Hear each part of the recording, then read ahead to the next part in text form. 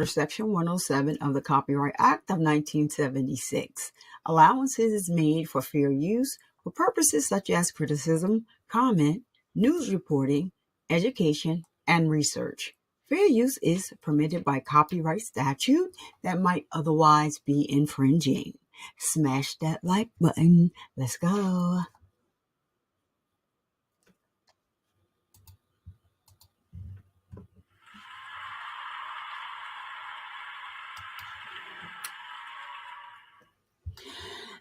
What's up? What's up? What is up? It is your favorite breast cancer survivor, Survivor Speaks, back with another video. It would be nice if I put my headphones on so you guys can hear me and so I can hear you. All right, music is too loud. I thought, I'm like, wait a minute, I don't hear anything. I don't hear anything. And now there we are, and there we go. What's up, y'all? So, as promised, I am back with a live. I am streaming here on YouTube. I'm streaming on Facebook. I'm streaming on Twitter, formerly known as X. And for the very first time, Survivor Speaks is over there on TikTok Live. This is my first TikTok Live. So let me just go over here and see what's going on because I don't know. I want to see how it looks. Hold on now. Hold on. All right. So it would be nice if I knew where to go over here at TikTok Live. But anywho, let's get to it. Let's get to it. So as you see in the description, you have to go to the description. But if you're familiar with the pictures or the faces that are on the thumbnail, then you know that we are covering the Tennessee versus the Megan Boswell case. So this has been a long-awaited trial for Megan Boswell. And this is in the case out of Tennessee in Sullivan County. So Boswell stands accused of unaliving her 15-month-old daughter, Evelyn Boswell. She's a cutie. Her picture is right here on the screen. So she unalived her in December of 2019. However, Evelyn was not reported missing until February of 2020, sparking a widespread search that hold on a minute. Did I put my music on loop? Oh, I did. There it goes. So I have music in the background. So I'll tell you how you can get your music if you are looking for some music to play behind your video, your content videos. Momentarily, I will let you know. So, Evelyn, she wasn't reported missing until February of 2020. So she sparked a widespread search that ended tragically when her remains were discovered the following month. So join us as we break down the latest updates from the courtroom, analyze key testimony, and discuss the evidence presented in this heartbreaking case. What will the prosecution reveal? How will the defense respond? So if you're joining us for the first time, as you know, I am live on TikTok streaming. It is my very first time being live over there. Trying to make it a point to use the TikTok platform more, but I always seem to just go over there and post and leave and forget about posting over there. So, I mean, it is what it is, but once the video gets going, I'll try to go find my TikTok live video and take a look at what it looks like to see if it's something that I want to continue along the way. All right. So if you are joining us for the very first time, don't forget to hit that subscribe and the like button. Turn on all your notifications so you will never miss a live stream or a video upload here on YouTube. If you're over there on TikTok Live, or if you're on X, or if you're on Facebook, consider coming over to YouTube and hitting that like and subscribe button and turn on that notification bell. That's a free way that you can support the channel. Um, and then you can go back to those other platforms and watch from there, if that's what you want to do. But if you could please come to YouTube, I'm Survivor Speaks on all platforms. And on Instagram, I'm Survivor Speaks to you, the number 2NU. But we're not currently streaming there because the stream is always a little off on um, Instagram. So I don't like the replay, like the lagging is what I was trying to say. And so we're going to get into day 3 of this trial. So they actually had court today. They did day 4. So I'm catching up because this is a current live. What up, Tech Clouds? I see you in the building. Thank you so much for coming to support me. I know you guys are probably spread out all over the place, but Tech Clouds is in the building. And I thank you so much for that. I'm here. I'm back as promised. Oh my goodness. And day 3, oh wow. It's coming out today. All the questions they were asking on the live that we just did about an hour ago, they're being answered in this on day 4. So excuse me, day 3. Day 4, I'm going to cover that tomorrow. They actually are having court on Saturday. I believe that this is a thing because the jury is sequestered. So for however long the jury is sequestered, it costs Tennessee money out of their pockets because they have to pay for the hotel that they're staying in. They have to pay for all of their meals.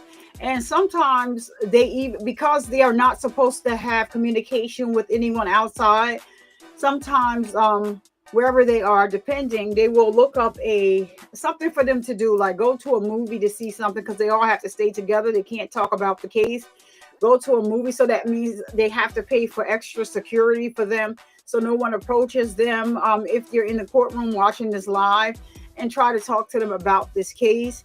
So it is a lot of expenses that go into this.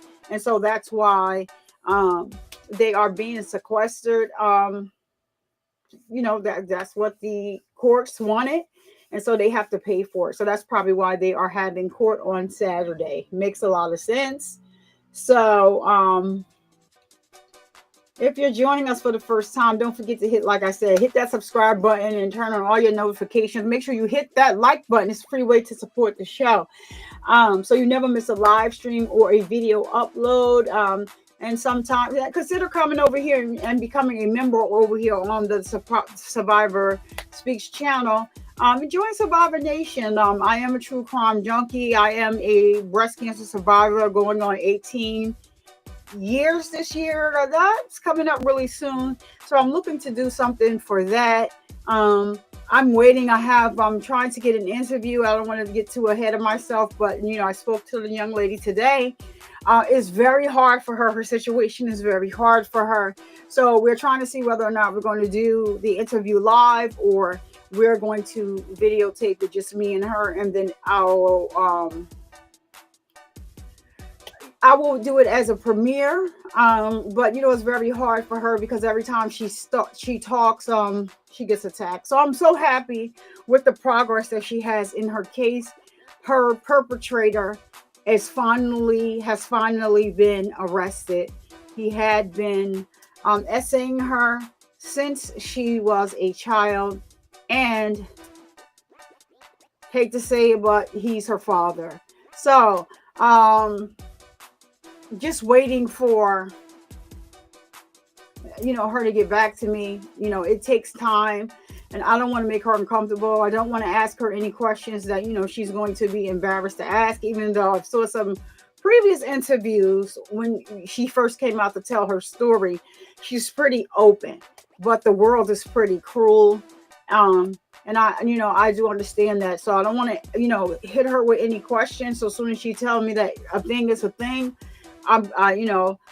I have curated some questions to send to her so that she can answer them in, in advance and not feel ambushed, and whatever she doesn't feel comfortable with answering, she can let me know that as well. But I'm so happy. Congratulations to her that her perpetrator, which is also her father, he's seeing, justice.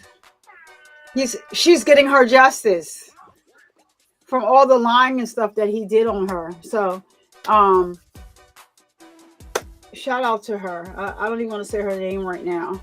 And if you're watching live, jump into the chat. Over here, the chat is on YouTube is awesome. We have a very interactive chat. Our mods are the bomb, and so consider coming over here to YouTube. I know some people, they turn it on, they start it, and they will cut you off. So if you're interested, you will come to YouTube to hit that button. I'm just asking you to come over and hit it. And you can go back to whichever platform you're on to watch the video. So we want to hear your thoughts and your questions throughout the show. So without further ado, we're going to get right into it. Like I said, I have my Tat Clouds down here rocking out with me. She's like a co-captain to my mod captain. She doesn't even she doesn't even know it yet, but she knows now. So Tat Clouds, yeah, she's gonna be like, co-captain to the captain of the mod. So whenever the captain is not here and she's elsewhere, Tat Tia, she'll have the same she'll have the same rights to do with my other captain mod does. She can step in. Why are you crying, Tat? Why are you crying? What is the crying face for, Tat? What is that? What is that? What is that? Oh, I know it. It's a happy tears. Yeah, Tat, you do a wonderful job holding the chat down. And I think, Child Diggy is, the coldest mod on these YouTube streets, but she's busy. And we were talking about this, and a while back, and I see what goes on in their chat, so I appreciate you so much. So we're gonna get right into this video so that we can won't be here all night. So let me bring it on over, and then tomorrow, I don't know, maybe tomorrow I'll do the last day, day 4. Maybe I'll do that in the afternoon, maybe. I'm thinking about it. So without further ado, let me, so the music in the background, that's what I was saying. Excuse me. The music in the background was created by no one. If you're looking for music to put behind your videos, you can sub up to No One.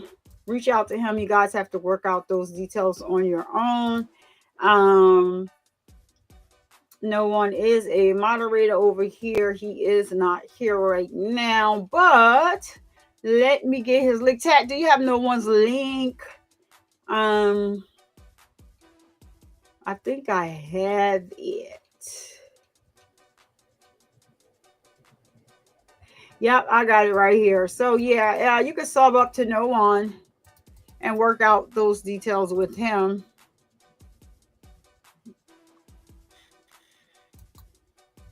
Right there, there's the link. You can reach out to him, and yeah, of course, I love yours too. Thank you. You can reach out to No One. You have to work out the details with him, and he will definitely tell you how to.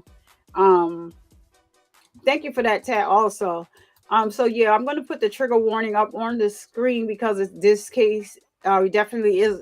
You need a trigger warning. So if you're somebody that is triggered by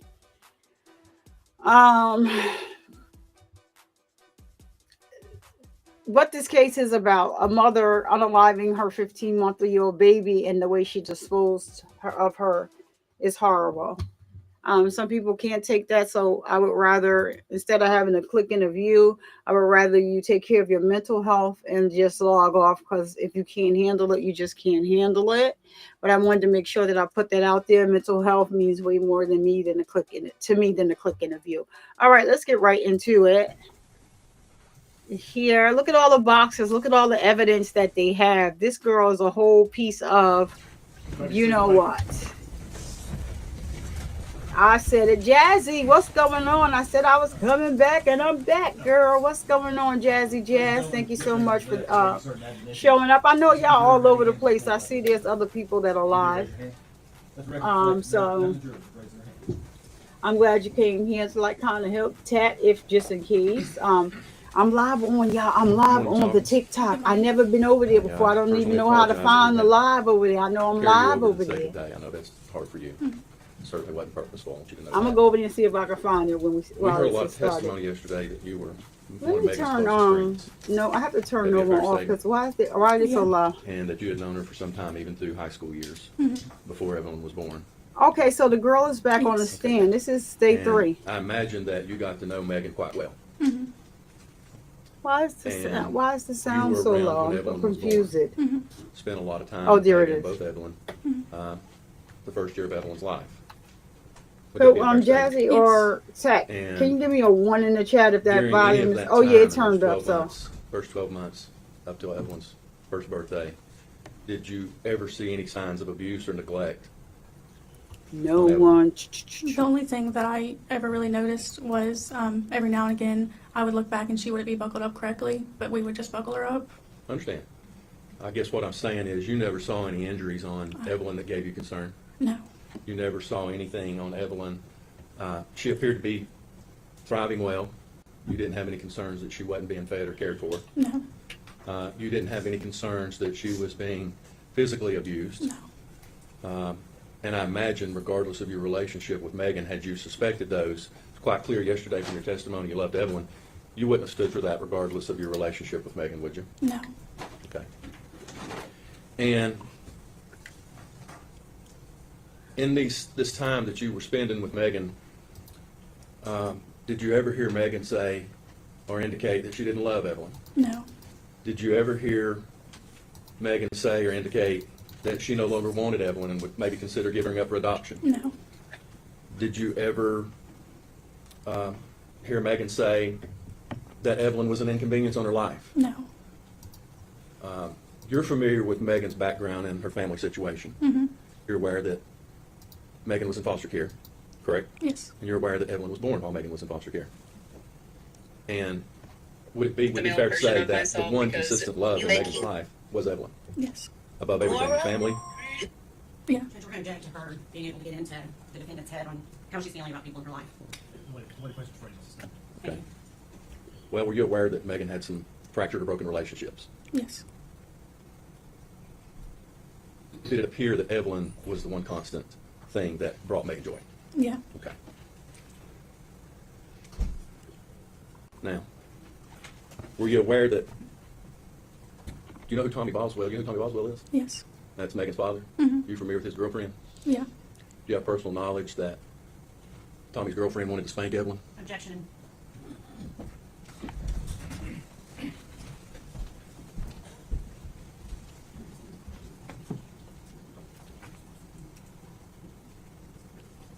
I thought I was live.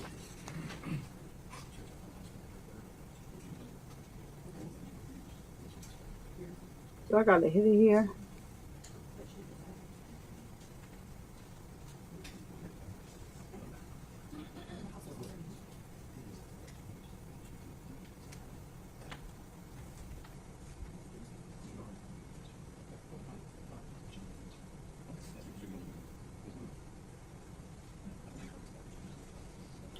It's not like I thought I was live over here. It's not.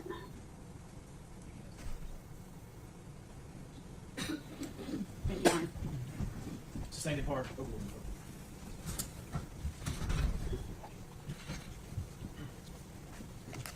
Ms. Hawkins, in all the time that you spent together with Megan, Megan, did you ever see her spank or hit Evelyn? No. Those are just all the questions we have. You right? Nothing. She freaked out. Judge, I oppose that. Did you Just one second.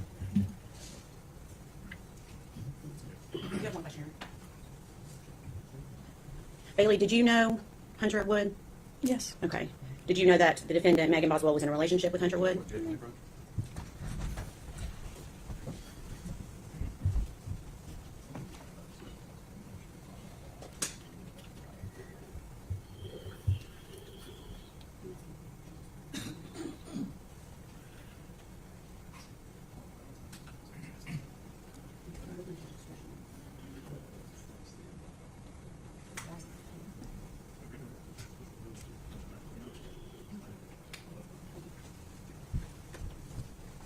objection overruled. Thank you.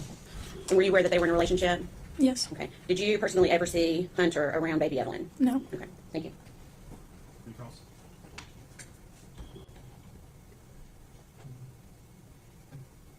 No, Your Honor. All right.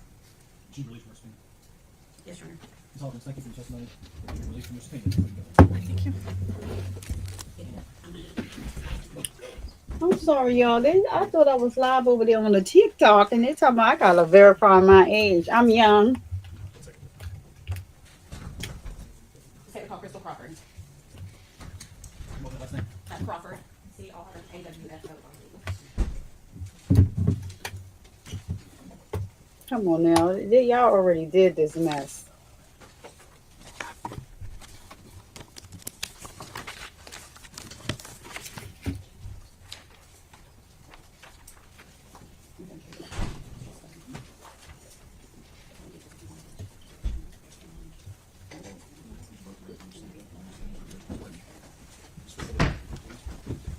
Raise your right hand. State your name. Crystal Crawford. Solemnly swear affirm testimony you're about to give is true, all truth, and nothing but truth. Yes, sir. I'm sitting there.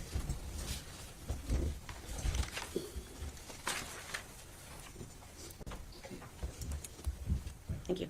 Good morning. Good morning, Amber. Tell the jury your name and where you're employed. Crystal Crawford at the Econo Lodge in Kingsport, Tennessee. Okay. Is that located on Airport Parkway in Kingsport? Yes, ma'am. Okay. How long have you been employed there? I have been working there almost 10 years. Okay. What is your title there? Front desk clerk. Okay. Can you give us a brief description of your job duties at the Econo Lodge? Front This is desk, crazy. laundry, some days housekeeping also. Just whatever needs to be done. I do all his management paperwork and all that. Okay. So those duties include things like checking in Let's see and checking this. out guests. Yes, ma'am. Okay. And I'm assuming the Econo Lodge creates records and maintains those records at the hotel? Yes, ma'am. Okay.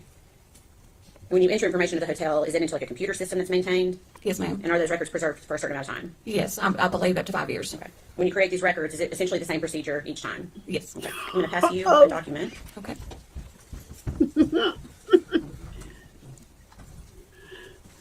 Let's go. No, don't Could go you look yet. at I this don't, and I don't know. recognize If, I don't think I'm Yes, ma'am, over I there, do. y'all. Okay, can you tell I us what it don't is? know. It is a check in and check out slip on Megan Boswell. Okay. And have you seen that document before? Yes, ma'am. Okay. How was this document generated? In order for this to generate, the guest has to come in and This is check in crazy. and provide ID, and then we give them the room keys, and they sign a registration card stating that they were present at the property. Okay. And was this particular document run, a search was essentially run on Megan Boswell's name, is that right? Yes, ma'am. And is this part of your record keeping that was kept and maintained in the normal course of business at the Econo Lodge? Yes, ma'am. Your Honor, we'd be asked that made exhibit number 84. Any objection? Objection. Before exhibit 84. This is crazy.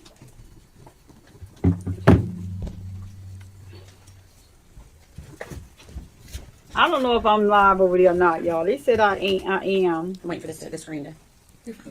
Sorry, Judge. Permission to publish? Okay. And Ms. Crawford, you should be able to see this on your screen as well. Yes, ma'am. Okay. And is this the document you were just referencing that was produced at the Econo Lodge? Yes, ma'am. I don't think You it's. I don't, recognize is this Megan Boswell's on? name I don't know. They as having asking been me at for the Econo all Lodge this on crazy 3 dates in stuff. 2019 and 1 date in 2020. Yes, ma'am. Can you tell the Yeah. jury the dates that Megan Boswell checked in? Go. Oh, at, you know how to Econo go and Lodge check in and see if this 2019? is She online. checked in on 10/11/2019, checked out on 10/12/2019, checked in on 12/14/2019, know checked what's out on the- 12/15/2019, checked back in on 12/15/19, checked out on 12/16/2019. Okay. And then she had one more, it looks like on I January thought 6th, it's supposed to 2020. go Is that live right? from Yes, over ma'am. here. And if I could please have exhibit number 83 passed to the witness, please. It's Would you like to see that extra? Let's see.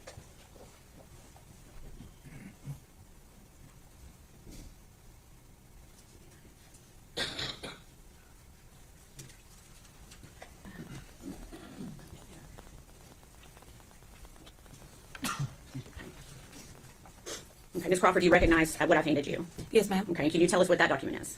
It is a registration card for Bailey Hawkins. Okay, and what was the date of check-in and check-out on that? February 22nd of 2020 and checked out on February 23rd of 2020. Okay, all right, you can pass that back to the clerk, thank you. Do you know who the defendant Megan Boswell is? Not personally, no, just from coming into the motel. Okay, so you recognize her from coming into the motel? Yes, ma'am. Okay. Did you recognize her because of this case, or did you recognize her before Evelyn was reported missing?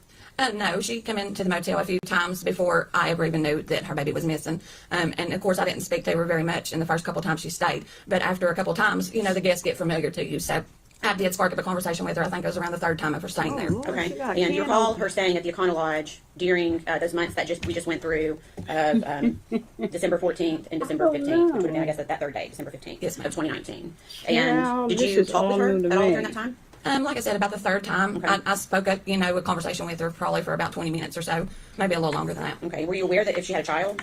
Not until the third time. Okay. And how were you made aware that she had a child that third time? Because of the conversation we were having. I can't really remember a lot of details. It's been so long ago, but, I can't remember if she brought it up or I brought it up. I really can't remember. Okay. And what did she say about her child? She told me that she was with her father. Okay. So is it fair to say you never saw Evelyn at the hotel with Megan Boswell? No, ma'am, I never saw her. Okay. Do you recall seeing Megan Boswell at the hotel with anybody else ever? No, ma'am. Okay. 1 minute.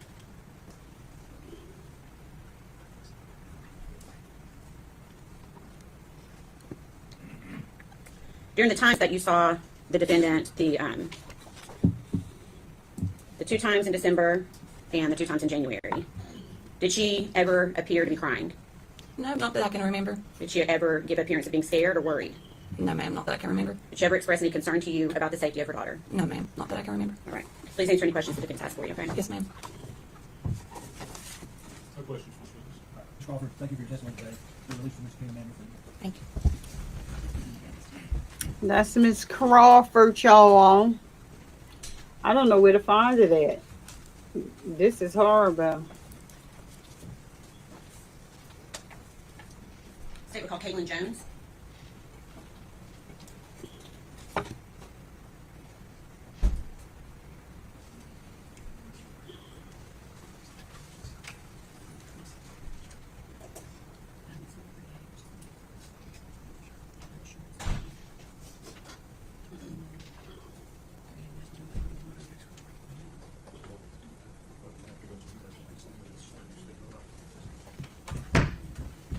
Raise your hand, ma'am.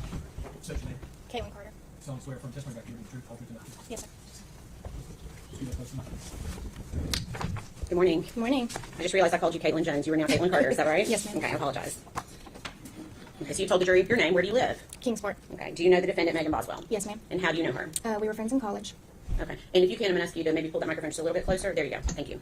You were friends in college. When you were in college or when she was in college? When I was in college. Okay. And when did you first meet her? Middle school. Okay. Did you continue to stay friends from middle school until you were in college? No, ma'am. Okay. Did you reconnect at some point? Yes, ma'am. Okay. And that was in your college, I guess? Yes, okay. ma'am. So during that time, is that when you met Evelyn? Yes, ma'am. Okay.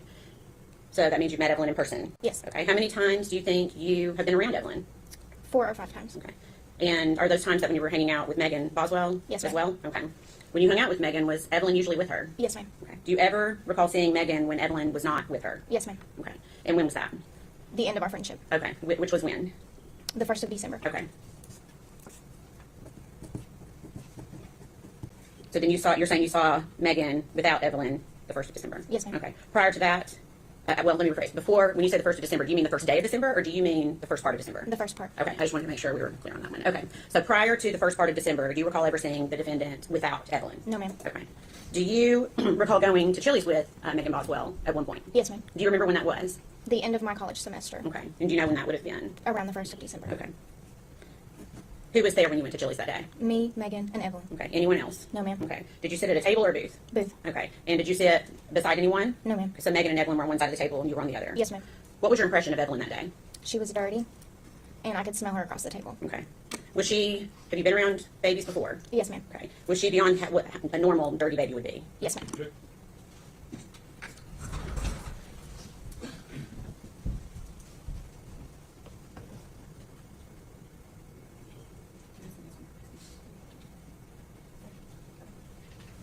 Sustained.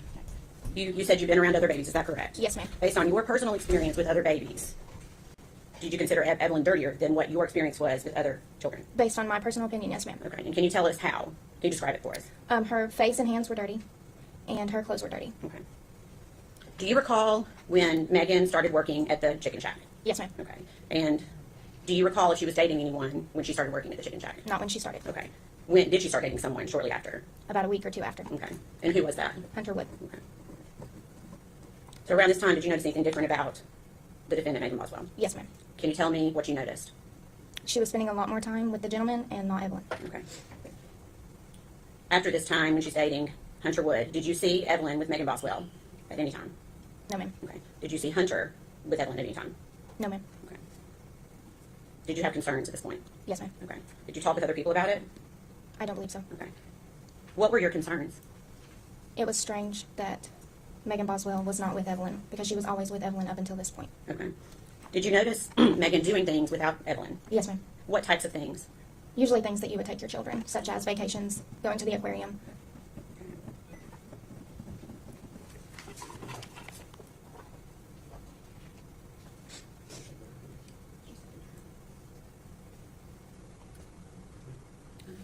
December. I'm going to pass you 2 photographs.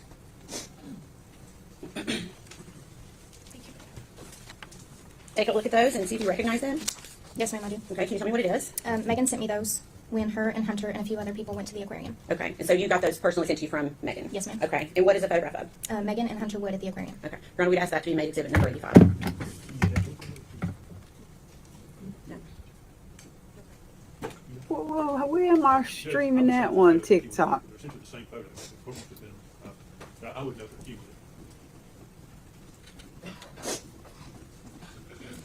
Oh, there I am.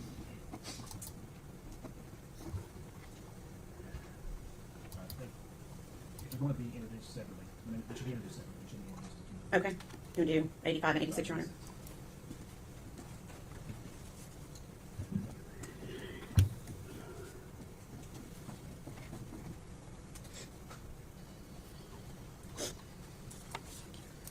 Permission to publish, Your Honor.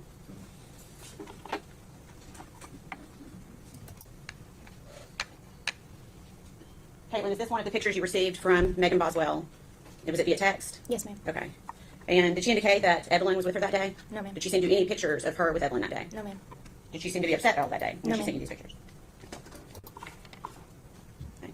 Did she also send you this photograph from that same day? Yes, ma'am. Okay. Can you tell me what the date is that's behind her on the photograph? Can you read that? On the top, Yeah. it says 2019. Okay. And you may not recall, but if you do you remember when those photographs were sent to you? I do not recall. Okay. Would it have been after early December? Yes, ma'am. Because it would have been, you said, she started dating Hunter 1 to 2 weeks after the beginning of December. Is that right? Yes, ma'am. Okay.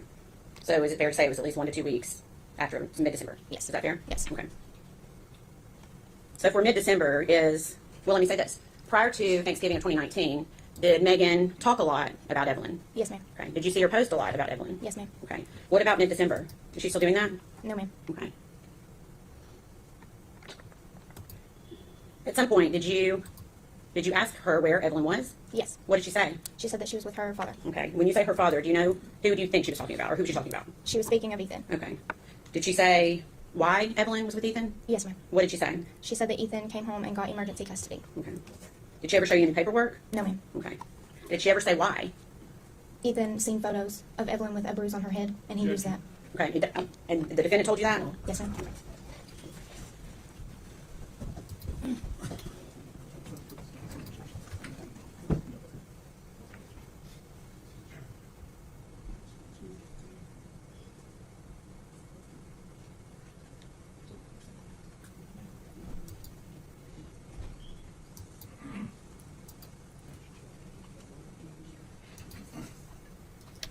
Tab, is you over here on TikTok Live?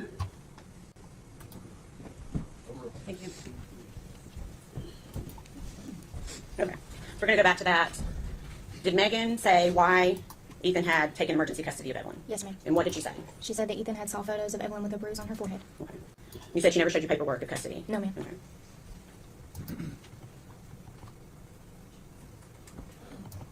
How many times did she tell you that Evelyn was with Ethan? A few times. Okay. With person or via text? Both. Okay.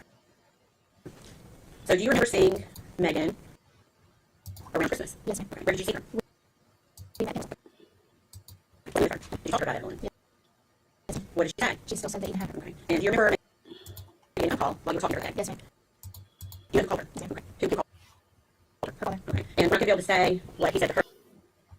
What did Megan say to her father over the phone? She told her father that she would be getting Evelyn back on the 1st of February.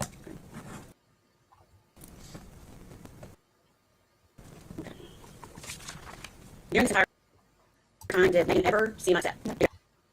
Ever see him with Evelyn? No. Did she ever see him concerned about Evelyn's safety? No, ma'am. Is there any questions? Ask him. Good morning, Ms. Jones. My name is Gene Scott. I'm doing well. It's Miss Carter. Oh, Ms. Carter. Yes, sir. Sorry, I got it wrong. Did it used to be Ms. Jones? Yes, sir. Okay.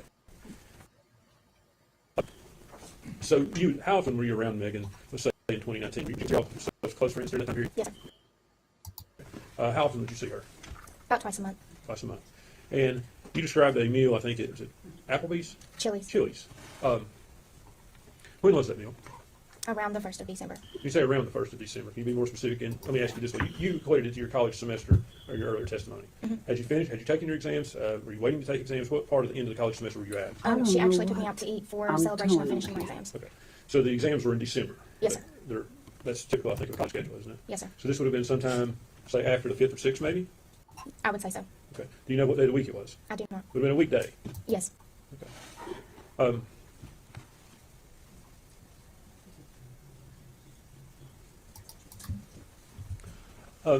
Ms. Carter, you described Evelyn as being dirty that day. Yes, sir. Had you ever seen Evelyn dirty before? No, sir. Did you ever see any signs of abuse? No, sir.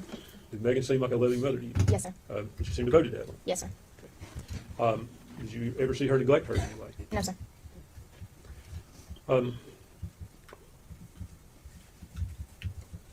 Would be fair to say that at some point your friendship with Megan ended? Yes, sir. When did that occur? Around the 1st of January. And did that have anything to do with Evelyn? No, sir. Why did your friendship end? She lost or misplaced her phone and did not have a way to communicate with me. Okay, so y'all just quit talking? Yes, sir.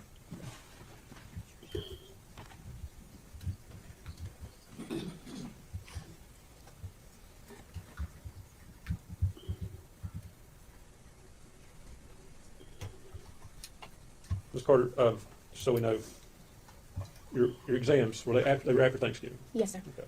And in 2019, Thanksgiving, I believe, was on the 28th of November. Does that sound right to you? Yes. Oh, this is super cool. So your exams would have been sometime the first week of December, Monday was the 2nd of December. Does that sound correct? Yes.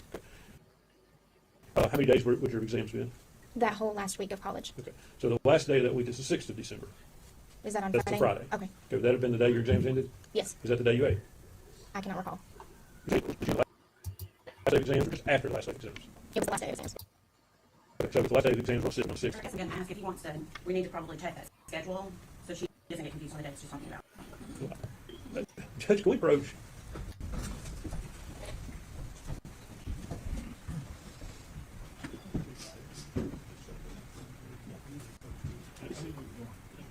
He said, Your Honor, can we approach?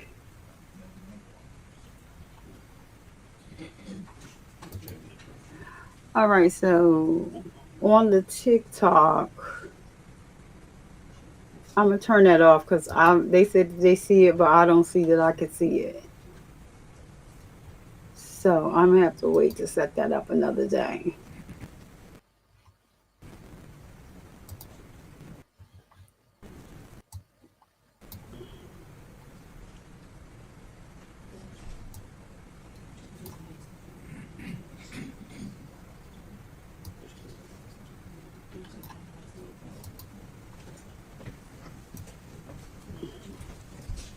Ms. Carter, you were certain that the meal was after your exams, correct? Yes, sir.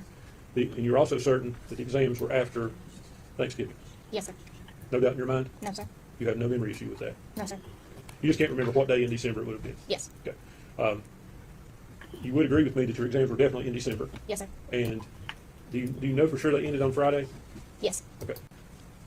So it would have been the first Friday of December. It was before Christmas. Do you think they ended the first week of December? Maybe the second. Okay. So they could have ended, the meal could have been no earlier than sometime the first week of December, or maybe even into the second. No, sir. Okay. Do you have any difficulty in remembering that whatsoever? No, sir. Thank you. Do you remember giving an interview to law enforcement?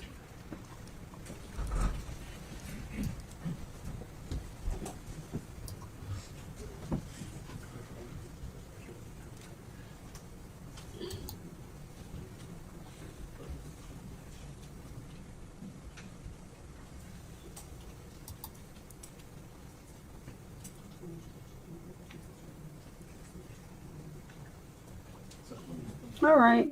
So yeah, I just figured out I can communicate with the X on here.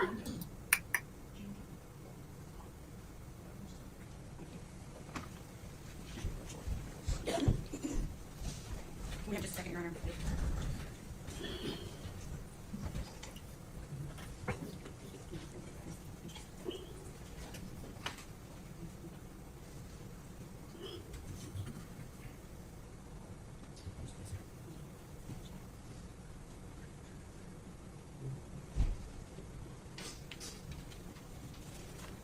Caitlin, do you remember the last time that you saw Evelyn? Yes, ma'am. Okay, when was that? It was the day we went to Jelly's. Okay. I know Mr. Scott was throwing a lot of dates out at you. How do you, let me ask it this way. Was that before or after Megan started working at the Chicken Shack? That was after Okay. How long after? 3 or 4 weeks. Okay. So you think that that was after she had started dating Hunter? Yes, ma'am. Okay.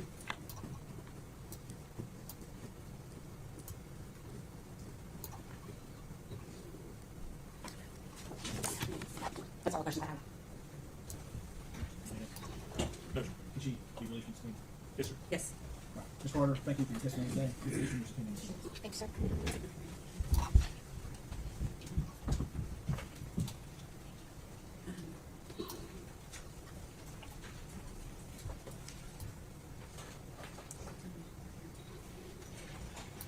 Saber called Gail Hyde.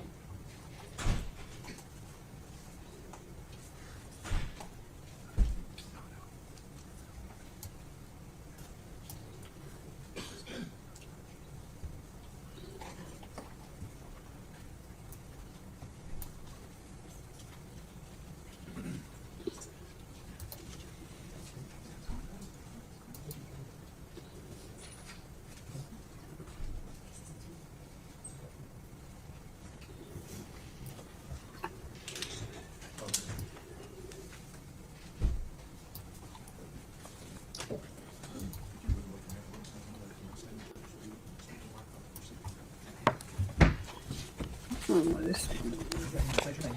Gail Hyde. You solemnly swear affirm testimony about to give the truth, the whole truth, and nothing but the truth. I do. I see right here. Okay. Good morning. Good morning. Okay, so we get that you're spelling your name's spelling correct. Your last name is spelled Kyte. Is that correct? That's correct. Okay. And where do you live? Roan Mountain. Okay. And do you know Megan Boswell? I do. Okay. How do you know her? I was her foster mother for 4 months. Okay. Oh, You know 4 what year that was in? months. 2018 to February of 2019. Okay. Do you know how old Megan was when she came to live with you? 17. Okay. And do you see her in the courtroom today? I do. Can you point her out to us, please? Okay. And I'm going to ask that you describe what she's wearing, please. Looks like a black and white shirt. Okay. We'd ask the record reflect she's identified the defendant. Were you also living in Roan Mountain during 2018? I was. Okay. Was Megan pregnant when she came to live with you? She was. Do you may not, but do you recall how far along she was? 7 months. Okay. And do you remember when Evelyn was born? I do. Okay. What month was that? November Of 2018? 2018. Okay. And did Megan and Evelyn continue to live with you during that time? They did. Okay. Did Evelyn appear to be developing normally? She did. I'm assuming you have children of your own? I do. Any concerns, based on your own personal experience, that you had with Megan caring for Evelyn? No. Okay. Everything seemed to be appropriate? It did. Okay. And did Megan take Evelyn to all of her pediatric appointments? Yes. How did she get there during the time she was living with you? I took her You took her? Okay. To your memory, did you take her to all of those appointments? while she was living with me. Okay. Yes. Okay. And I think you've already said they lived with you about 4 months, and she moved out in February 2019. Is that right? That's correct. And do you know where they moved? to her father's home. Okay. That'd be Tommy Boswell? Yes. Okay. Did you continue to have contact with her after they moved out? I did. Okay. How did you keep in contact? Most of it was Facebook, texts, calls. Okay. And do you remember Megan bringing Evelyn to visit you in September of 2019? I do. Okay. And with Evelyn, so she wasn't quite 1 year old at that point, is that right? That's correct. Okay. Was Evelyn walking yet? She was toddling. Okay. So still occasionally holding on to things, but letting go occasionally, or she wasn't letting go yet? She was letting go. She was taking a step or two on her own. Okay. And again, this is right before, 2 months before her first birthday. Did she appear to be developing normally? She did. Did she appear healthy? She did. Okay. After that visit in September, do you remember Megan contacting you regarding babysitting? She did. Okay. And do you remember when that was? What month that was? She reached out to me several times. The first time was in August. She was wanting to go to school. Okay. And then she reached out to me, I want to say, again, towards the end of December. Okay. Let's see here. Okay. I'm going to show you a document, see if that helps you with your date a little bit.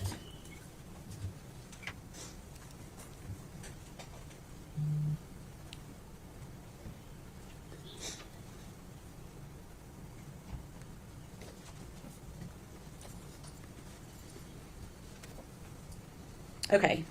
Do you recognize, we won't be able to say what it is quite yet, but do you recognize that document? I do. Okay. What is it? That's text messages between me and Megan. Okay. What is the date of those messages? December the 3rd of 2019. Okay. And is that a fair and accurate representation of the conversation that you had with her via text or Facebook Messenger on that date? Yes. Okay. Your Honor, we'd ask that to be made exhibit number 87. No, sir. Before we send it, please. And permission to publish. Okay. Okay. Gail, can you read that okay? I can. Okay. So is this one of the times that Megan was looking for a babysitter? It was. And what did she say to you there on December 3rd, 2019? She says, do you think your sister would babysit and let me pay her at the end of the week? I just got a job and won't get paid until next week. I just started today. Okay. And I told her, yes, I knew she would. Okay. She said, what's her number? Sometimes, oh, mommy gets sick, and she already keeps her for school. I talked to her. She said that was fine. Okay. So essentially she's indicating that Sue can babysit. Is that right? And Sue is your sister? She is. Okay. And then what do you say to Megan? Sue wants you to call her. She wanted to know if you had a pack and play you could bring. Okay. And what does Megan say? I'm at work. Yes, I have one. Does that help refresh your memory a little bit on the date? It does. So it would have been early December, not late December? Correct. Okay.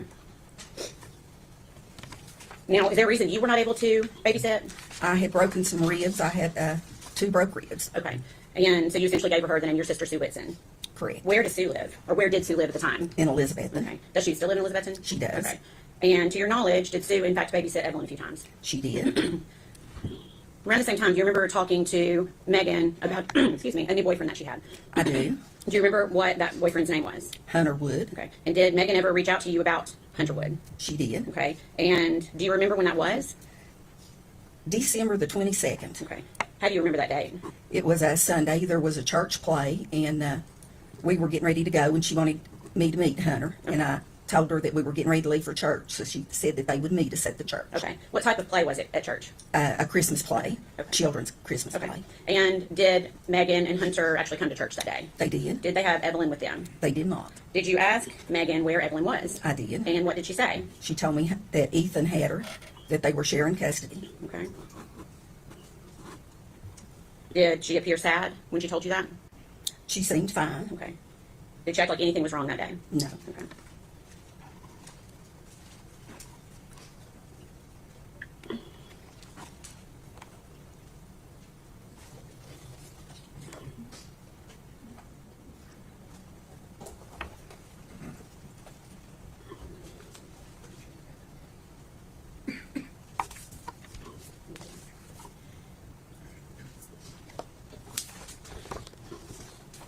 Asked him about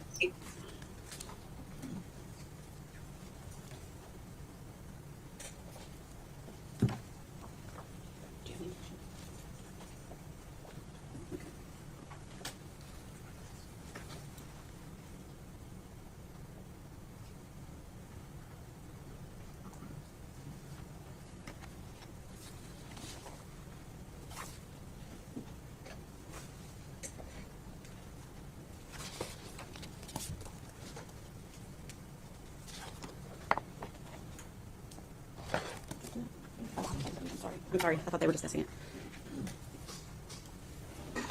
Take a moment to look at that and see if you recognize it.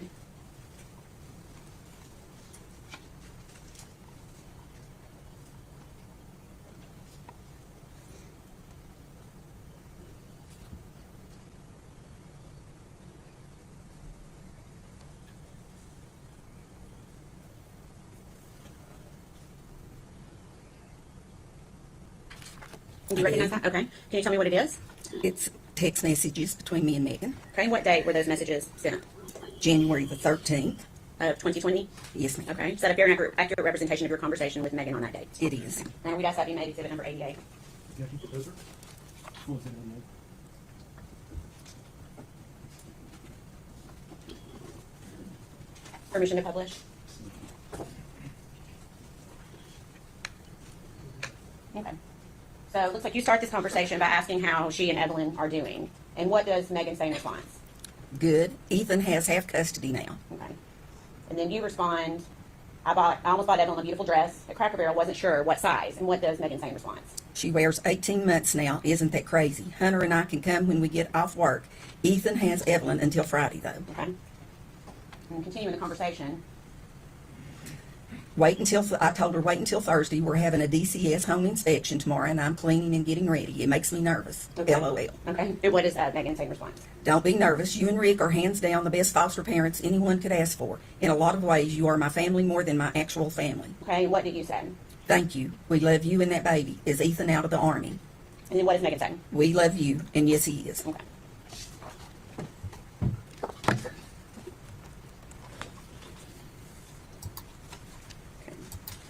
We're going to move forward to February of 2020. We're not going to be able to say what somebody told you, okay? Do you remember, though, being contacted by someone named Shirley Boswell Lowry? I do. And who is this person? Megan's aunt. Okay, how did she contact you? First by Facebook Messenger, and then I asked her to give me a call. Okay, give me just 1 second.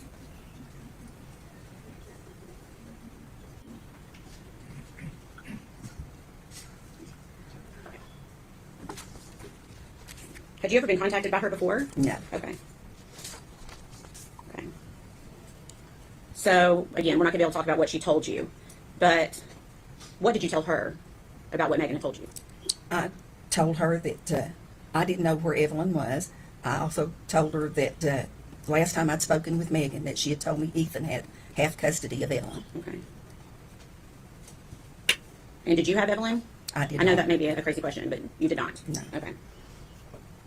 What did you do, based on the conversation, what did you do? I tried calling Megan. Okay. And did you call her phone? I did. Okay. And I got a hold of Tommy. Tommy, Megan's dad, Okay. had her phone. Okay. And what did you tell Tommy? I was looking for Megan, and then he discussed the same thing Shirley Yeah, discussed. and we won't be able to get into what he said. We can only essentially get into something that maybe Megan told you or something that you say yourself. I know it's a little confusing. Okay, so essentially you call Megan's phone, but Tommy answers. Correct. Okay, and you were essentially trying to get in touch with Megan.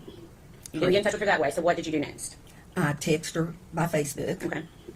And did she respond to you? She did. She Okay. said she didn't have a phone. She couldn't talk. That it had to be by text message. Okay. And was that Facebook Messenger? It was. Okay. Did you contact anyone else that day? I did. Who did you contact? Constance Cole from DCS. Okay. And who is Constance? Is that through That- foster care stuff? It was. Okay. And were you able to get in touch with Constance? I could not. It was after hours, so I left her a message on her phone. Okay. What message did you leave?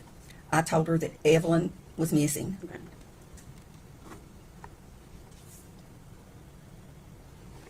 So when is the last time you yourself saw Evelyn alive? When she brought her to my home in September. September. Would that be September 2019? Okay. Please answer any questions the defense has for me. Good morning, Ms. Scott. My name's Gene Scott. How are you? I'm fine. You? I'm good, thank you. I want to talk to you just a little bit about, you came to know Megan when she came into your care, foster care. That's correct. She was pregnant at the time. She was. Did you go to doctor's appointments with her, take her there and stuff? I did. How did her pregnancy go? Did it seem to go normal? It did. She was a little underweight, but she started putting on weight once she got there. Okay. You say Megan was underweight when she came to live with you? She was 7 months pregnant, and you couldn't even tell she was pregnant. Goodness. Were you present for any medical procedures she received while she was pregnant? No, I would take her, but I would stay out in the lobby. Do you know if she had any medical issues while she was pregnant? No, You don't know? Or? I don't know. Okay. Had you been told she had intrauterine growth restriction? If we're objecting, you're saying. Probably yes. So you didn't witness any procedures? No. I feel like you want to say more. Well, I do know that she. Okay, don't. unless it's something you know of your own knowledge, you can't talk about it. I appreciate that. How did she act while she was pregnant? Was she take an interest in being healthy and having a healthy baby? She did. And I guess you were with her when she had the baby? I was. Okay. Did she seem to take to the baby right away? She did. And I guess, basically you were helping her raise the baby when the baby was first born. Is that? That's correct. Was she loving to the child? Very much so. Was she devoted to the child? Yes. Did you ever see any issues of her neglecting or abusing the child? Never. After she went back to her, I guess she turned 18 when aged out of foster care. Is that? She was getting ready to turn 18, but she had got her diploma, so they were letting her start trial visits, and then the trial visits led to her being going back to her father's home. Okay. And how did Megan seem to take that going back? She was fine with it. Did you keep in touch with her? We did. Okay. Up through, you said the last time you saw Evelyn was in September of 2019, right? Correct. So up until that time, did you ever see any signs of abuse, neglect, or anything but a loving mother? No. That's all the questions I have. Thank you, Ms. Kite. Nothing from the state. Did you release? From the state, yes. Yes, sir. Ms. Kite, thank you for your testimony today. Please release your statement. Good. Wait, first.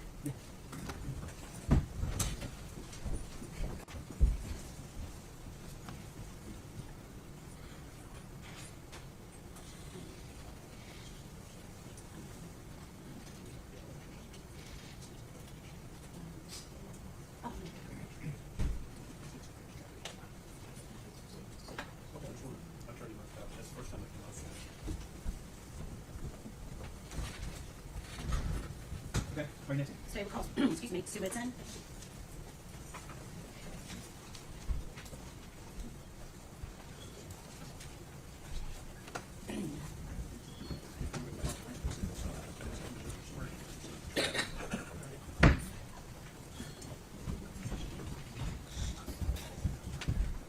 Raise your right hand and state your name for me. Sue Whitson. You solemnly swear or affirm the testimony you're about to give the truth, the whole truth, and nothing but the truth. Yes, I do. You need to speak up.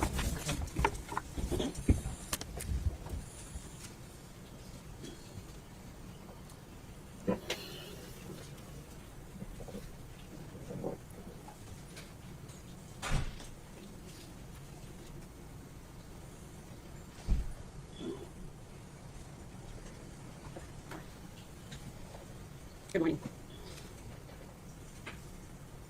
Okay. Your name is Sue Whitson? Yes. And is your last name spelled Whitson? Yes. Okay. Where do you live, Sue? In Elizabethton. Okay. And do you know Gail Kite? Yes, I do. Who is Gail Kite to you? She's my sister. Okay. And to your knowledge, has your sister taken in foster children through the years? Yes. Okay. And was Megan Boswell one of the foster children that came and lived with your sister for a while? Yes. And were you aware that Megan Boswell had given birth to a child named Evelyn? Yes. Okay. And were you aware that at some point Megan and Evelyn moved out of Gail's house and got their own place? Yes. Okay. And were you contacted by Megan to babysit Evelyn? Yes, I was. Okay. Do you remember how you were contacted by her? Text message. Okay. And did you actually babysit Evelyn Yes, for her? yes, I did. Do you remember how many times? I think maybe 3 or 4. Okay. When you babysat, was it in your home or Megan's home? My home. Okay. So she would bring Evelyn to you and Elizabethton? Yes. Okay. Do you recall when you babysat? I think maybe the last week of November or the first week of December. Okay.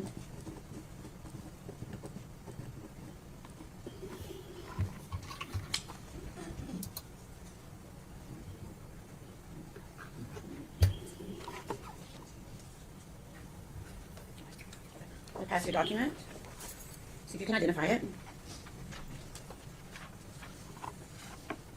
It's Evelyn. That's Evelyn. Is that a photograph that you took? Yes, it is. Okay.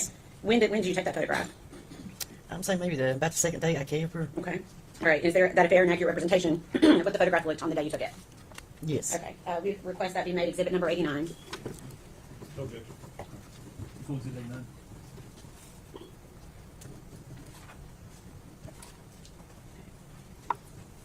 And permission to publish, Your Honor. Go ahead.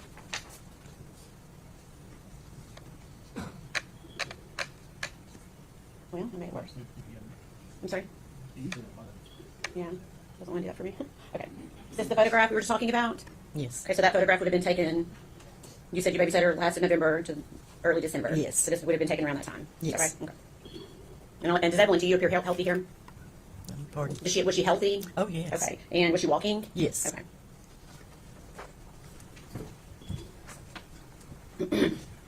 Do you remember the last day that you babysat Evelyn?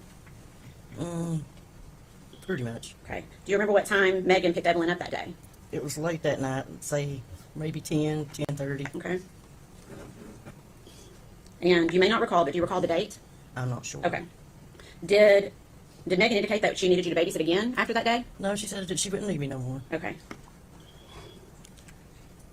And did she tell you that when she picked Evelyn up, or did she tell you that later? She told me later. Okay. So when she picked her up, did you think you were going to be babysitting again? Yes. Okay. When did you learn you wouldn't be? Maybe a couple days later, she got to where she wasn't bringing her. She just wasn't bringing her? No. Okay.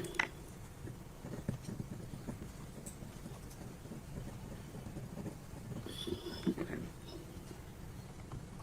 During the days that you watched Evelyn, did you have any concerns? Yes. Okay. What concerns did you have? She had a terrible diaper rash. Okay. When you say terrible, can you describe it, please? It was just really like sore looking, had marks through it, maybe scratches. Just really bad looking. Okay. Have you kept other children Evelyn's age before? Oh, yes. Okay. So you feel like you got pretty good experience Yes. with babies and toddlers? Yes. Okay. Did that seem more than the average diaper rash? Yes. And how? It was just, I'd never seen a diaper rash look that bad. Okay. Did you tell anyone about this? Yes, I called Casey Kite. Okay. Or Casey Schultz. Okay. And you won't be able to tell us what Casey said, but what made you tell Casey in particular? She worked in a doctor's office. Okay. Okay. When, for the days that you babysat Evelyn, was she clean and when Megan would drop her off? No. Okay. Can you tell us what Evelyn was like when she'd be dropped off by Megan? She was dirty. She smelled like urine. I would give her a bath and clean her up. Okay. And was that every time that you wow. babysat was like Yes. that? Okay. What about her clothing? Was her clothing clean? No, it was dirty. Okay. What about her face? Was her face clean? No, it was dirty. Okay. Wow.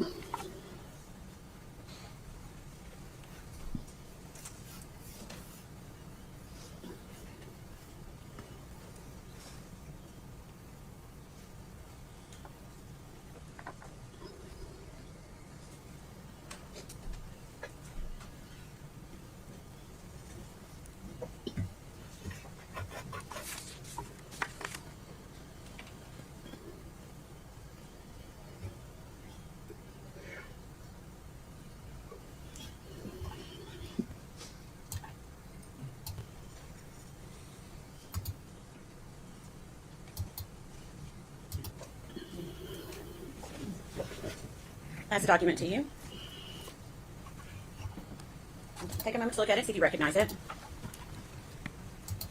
Yes. Okay. What is it? Text between me and Megan. Okay. What's the date of that? December the 21st.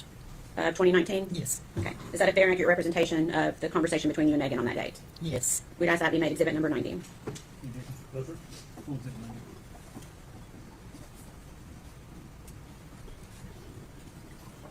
Okay. Permission to publish, Your Honor? Okay. Before I put this up, do you remember discussing with Megan about payment Yes. for babysitting? Had Megan paid you prior to this date? No. Okay. Why not? Why was she, did she say why she wasn't paying you? She was supposed to be in a custody battle with, I guess, the baby's daddy. Okay. Did she eventually pay you? Yes, she And did. how did she pay you? She put it in the mailbox and sped out. Okay. You said sped out? Yeah, I'm Okay. speding her tires. Oh, okay. Okay. All right, I'm going to show you this conversation.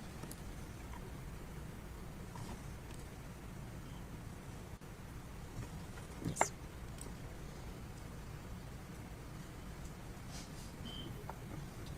It's okay. Okay. It's okay. It wasn't me. That's okay. Okay. Can you see that okay? Let's see here. There we go. Okay. So we've got the date of December 21st, 2019, and you're saying to her, I don't know why you don't want to pay me. I could sure use the money. I'm broke out of gas. Please pay me. I hope I didn't do something to make you mad. And what does Megan say to you?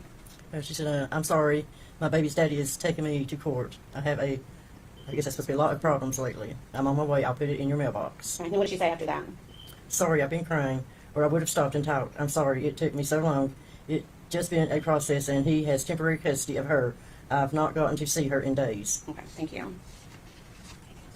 Okay. So please answer any questions that the defense might have for you. Okay.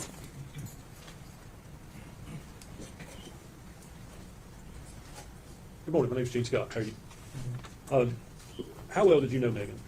Not well at all. Okay, did you ever interact with her when she was at your sister's home as part of No. foster care? No. So how many times did you meet her? Maybe 3. Okay. And the picture you took, you said was the last time you kept Evelyn? Yes. When was that? In, I realize you may not have the exact date, but you know in the month? December, I think. Okay, fair to say it was after Thanksgiving? Yes. Can you remember the day of the week it was? I'm not sure. There was some talk, testimony you said, Megan, later after that, they told you that she wouldn't need you anymore. Is that right? Yes. You know, was that a week, 2 weeks, 3 weeks? I'm saying maybe 2 weeks. Was it up around the time she paid you? Yes. She ultimately paid you, I think, for that babysitting in December? Yes. Was it around the 22nd, maybe? Does that ring a bell? I'm thinking it was maybe the last week. Close to I mean, Christmas? first week of December. That's when you said that, okay. Oh, that's what I'm supposed to. Yeah, I'm not quite sure. I'm not trying to confuse you, but your testimony was that you last watched her sometime in December. Yes. Okay? And then we've seen your text messages here. I think they were, can I withdraw the last two, please? Excuse me. December the 21st is when you texted her asking her about the money. Okay. So would it have been after that she told you she wouldn't need you any further? It could have been. Okay. Thank you, ma'am. Your Honor, can I have just a moment?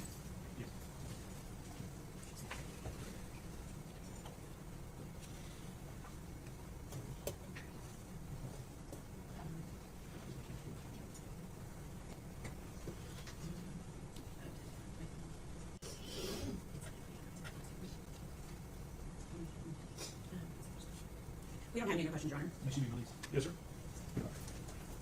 Ms. Whitson, thank you for your testimony. Your release is being made with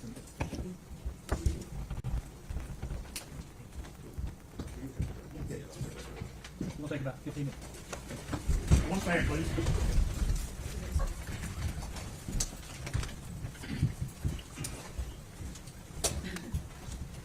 All right, so let's see what he said. The jury is out. The jury is going out. Just want to make sure that he's not. All right, so he is going on in recess for 15 minutes. So let me take this off the screen and go ahead and speed past it.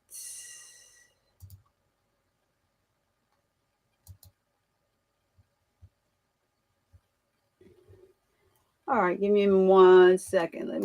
I just like to take it off screen when I go past it because it's,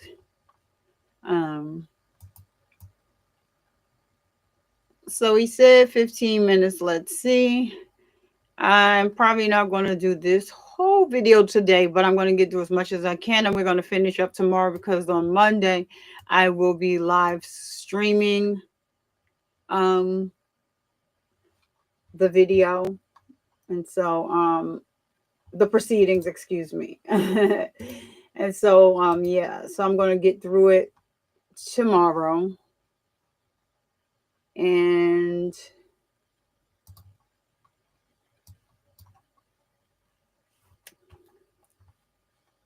probably I'll go do half of this and then I'll go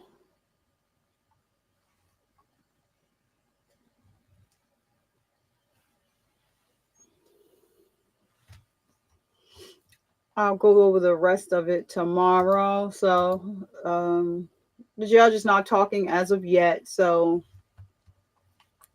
the jury is coming in now.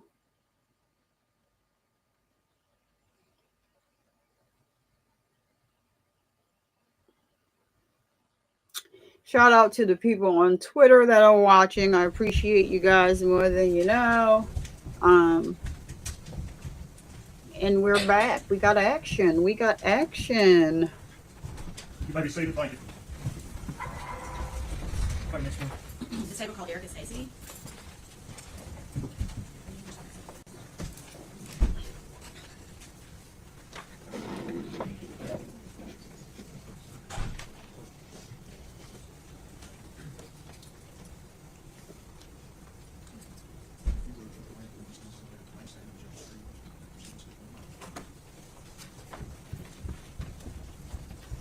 Raise your right hand, ma'am. You solemnly state your name. Erica Stacy. You solemnly swear or affirm the testimony you're about to give will be the truth, the whole truth, and nothing but the truth. Speak up.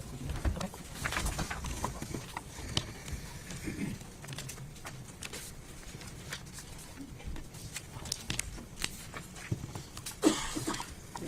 Good morning. Good morning.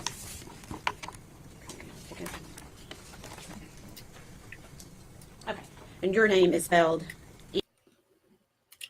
Oh, excuse me. Excuse me. E-R-I-C-A? Yes, ma'am. S-T-A-C-Y, is that correct? Yes, ma'am. Miss Stacy, where do you live? Kingsport, Tennessee. Okay. And do you know the defendant, Megan Boswell? I do. How do you know her? She dated my son, Caleb. Okay. And do you remember when they dated? It was spring of 2019. Okay.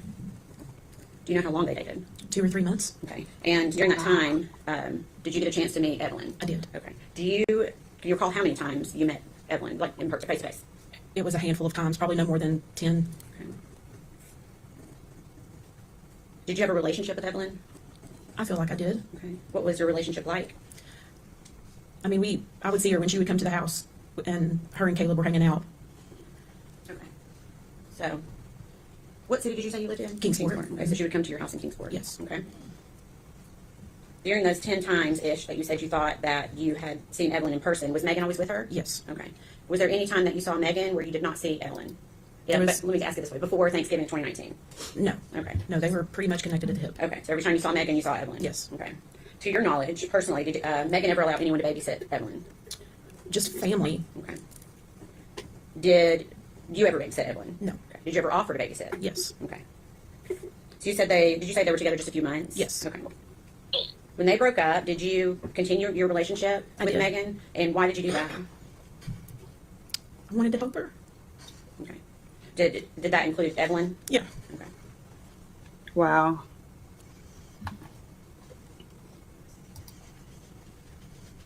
Wow, she's emotional.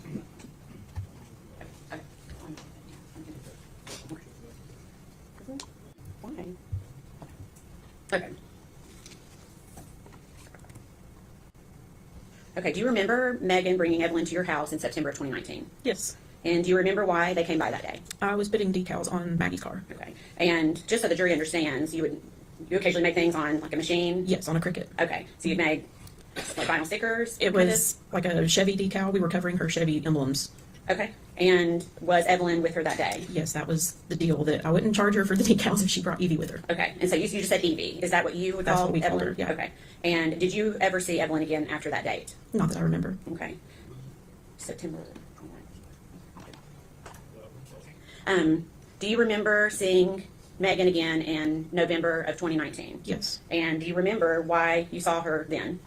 I made Evelyn birthday shirts Okay. and a gift for Okay. her birthday. Okay. And was that something you also did on your Cricut machine? Yes. Okay.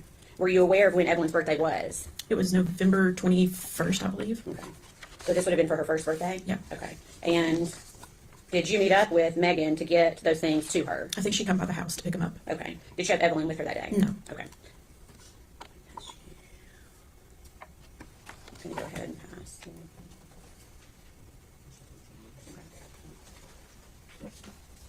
Refresh.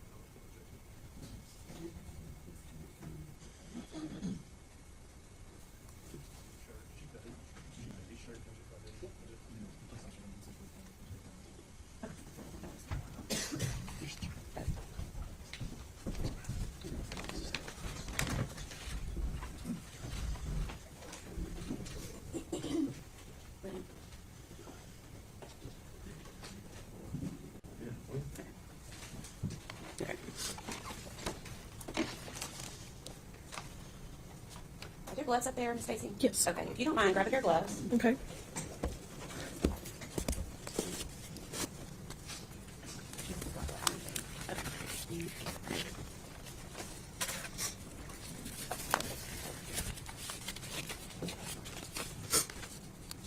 Okay, I'm gonna pass up what has been labeled as piece of evidence. That was Okay. in evidence with Sullivan County, okay? Okay. And the reason you need to wear the gloves is essentially is to, well, there may be something, will the scissors work okay? Just be very careful when you cut the top of the package, just cut it across straight, you can't like. Cut across right up here? Yes. Okay.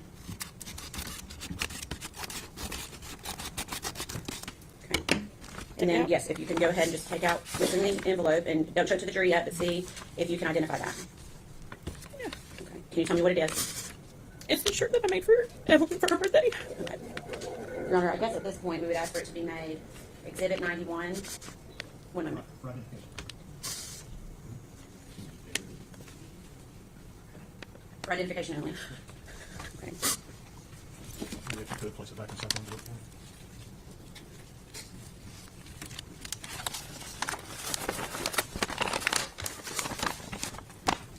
me.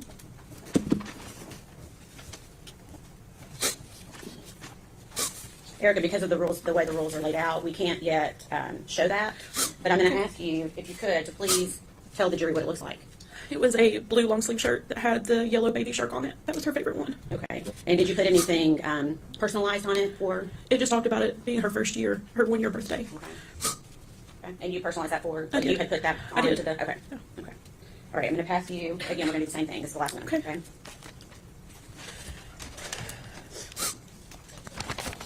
And again, so you try to take care and cutting it.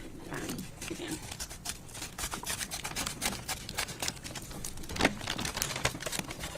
Pull it all the way out. Yes, if you can identify that, pulling it all the way out, that's fine. We're just, I want to see if you recognize it. Yeah. Okay, you do? I don't know. Okay.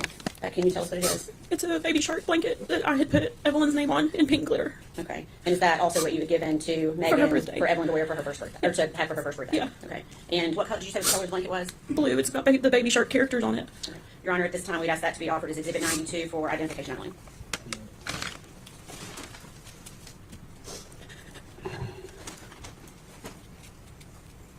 So those two items, are those the two items that you gave to Megan before Evelyn's first birthday? Yes. And what was the purpose of those items? The shirt was to be worn for her birthday party that I was told was being planned. And then the blanket was the gift. The blanket was the gift. Okay, gotcha. Okay.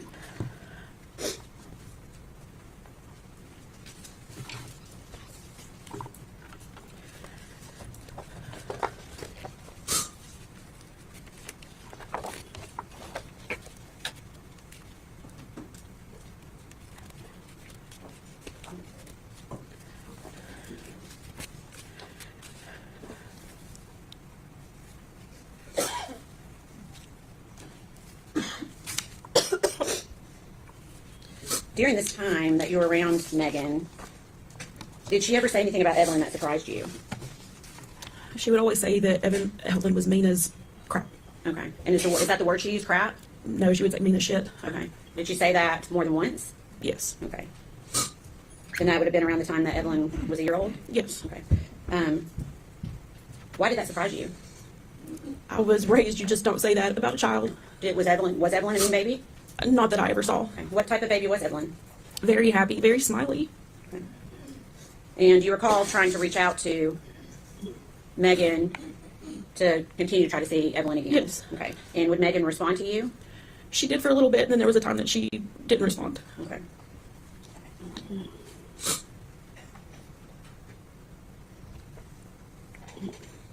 Did you buy Christmas gifts for Evelyn? I did. I bought gifts for Maggie and Evelyn. Okay. And did you reach out to?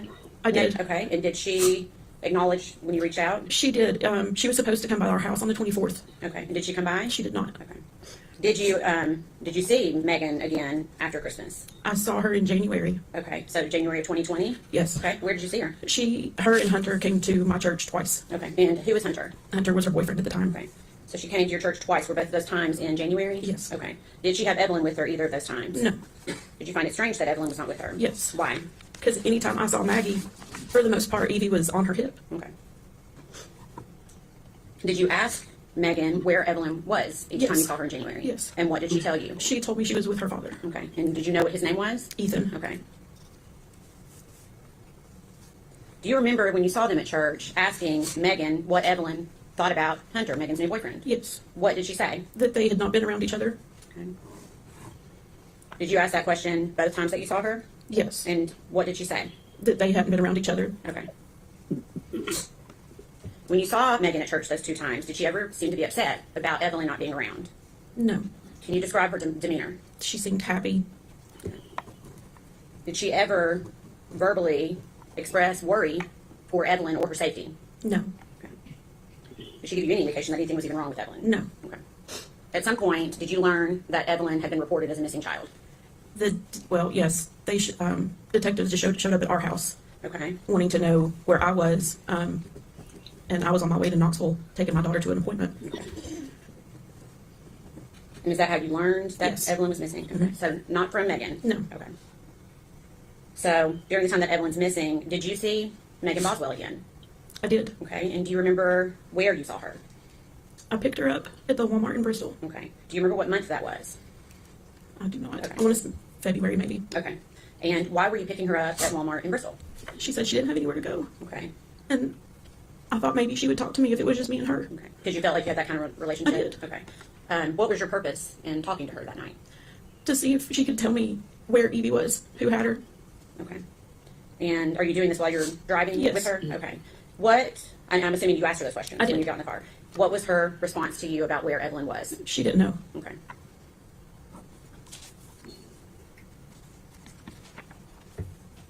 Did she ever tell you, did she mention Ethan? Because she told you about Ethan before. Did you mention Ethan that day?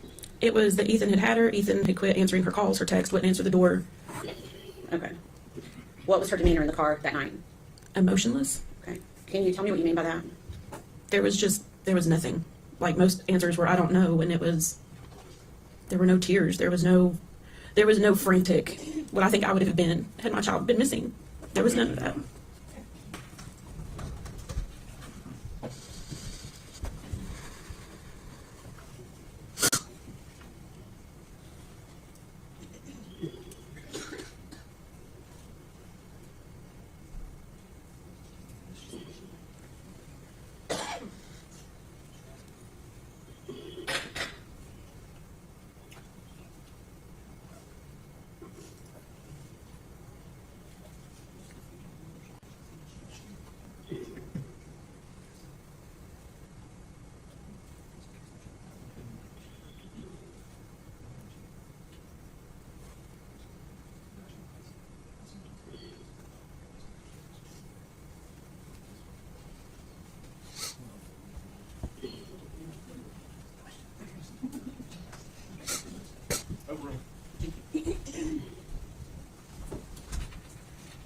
Just to clarify, and this is after Evelyn had already been reported missing, is that Yes. right? Yes.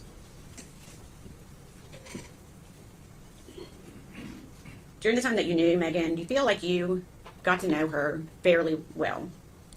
As best as I could. So that would be from the time she started dating Caleb? Mhm. Okay. And you said that was in spring of 2019, is that right? Yes. Yes. Did you see Megan on the news interviews that she gave? I did. Okay. Did you watch those interviews? Of course. Was the Megan that you saw on those television interviews the same Megan that you knew? No. How was she different? It almost seemed rehearsed, practiced. She just, Okay. I don't know how to describe that. Okay, we can stop with that.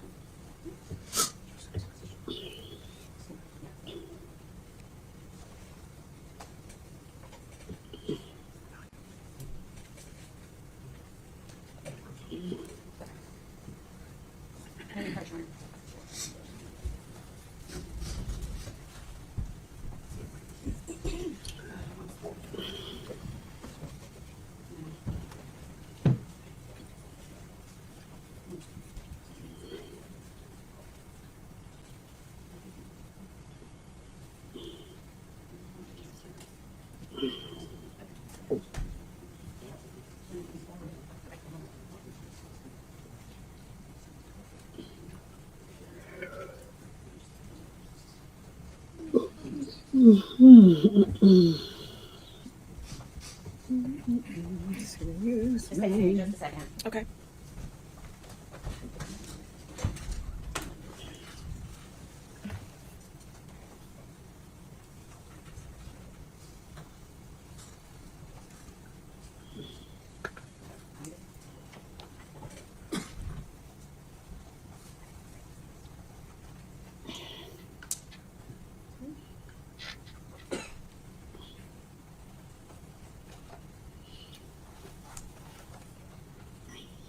So sad. She had so many people to support her, and she just didn't give the child a chance.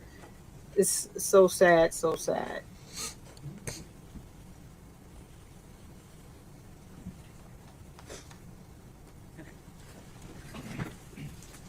Let me pass you two papers. Ask if you recognize them. I do. Okay. What is it? It's messages between myself and Maggie. Okay. For what date? January 8th, 2020. Okay. Is that a fair and accurate representation of your conversation with her on that date? Yes. Okay. Your Honor, we'd ask that be made exhibit number 93. Any objection? She closed it.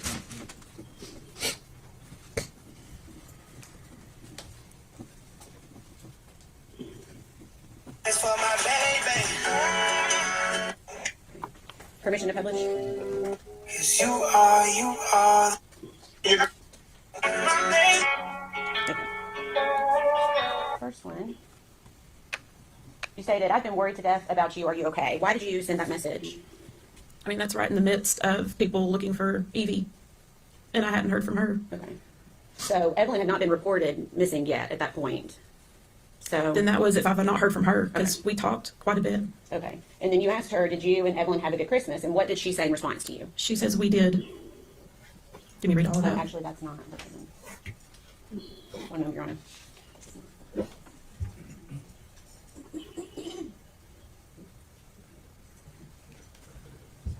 We approach.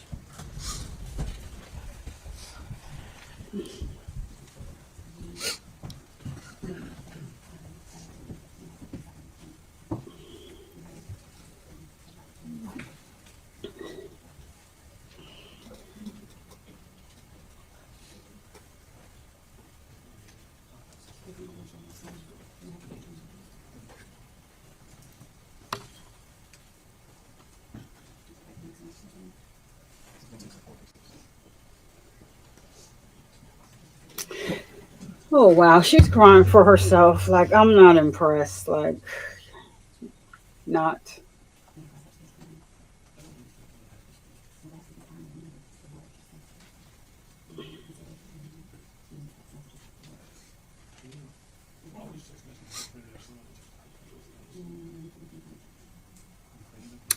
Chloe Albert's Revenge, you're lurking. Hey girl. This is the second live. I'm trying to catch up so that on Monday when they go live, I'm going to be live streaming. So I'm glad you're here. Thank you for chiming in. Everyone was here at the earlier live, but they are, I guess, in these YouTube streets, which is fine. But I have a, it looks like they're getting ready to go on the break. So let me talk to Chloe for a minute. Or is the, wait a minute, let me see if the jury's coming back, because the jury was,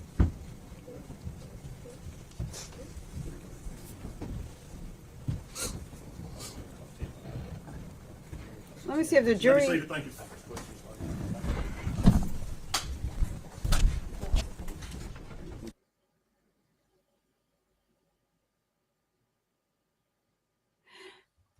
so let me put it on pause and let me see if they are, what they are doing, and take it off the screen really quick. So Chloe, you missed the first live.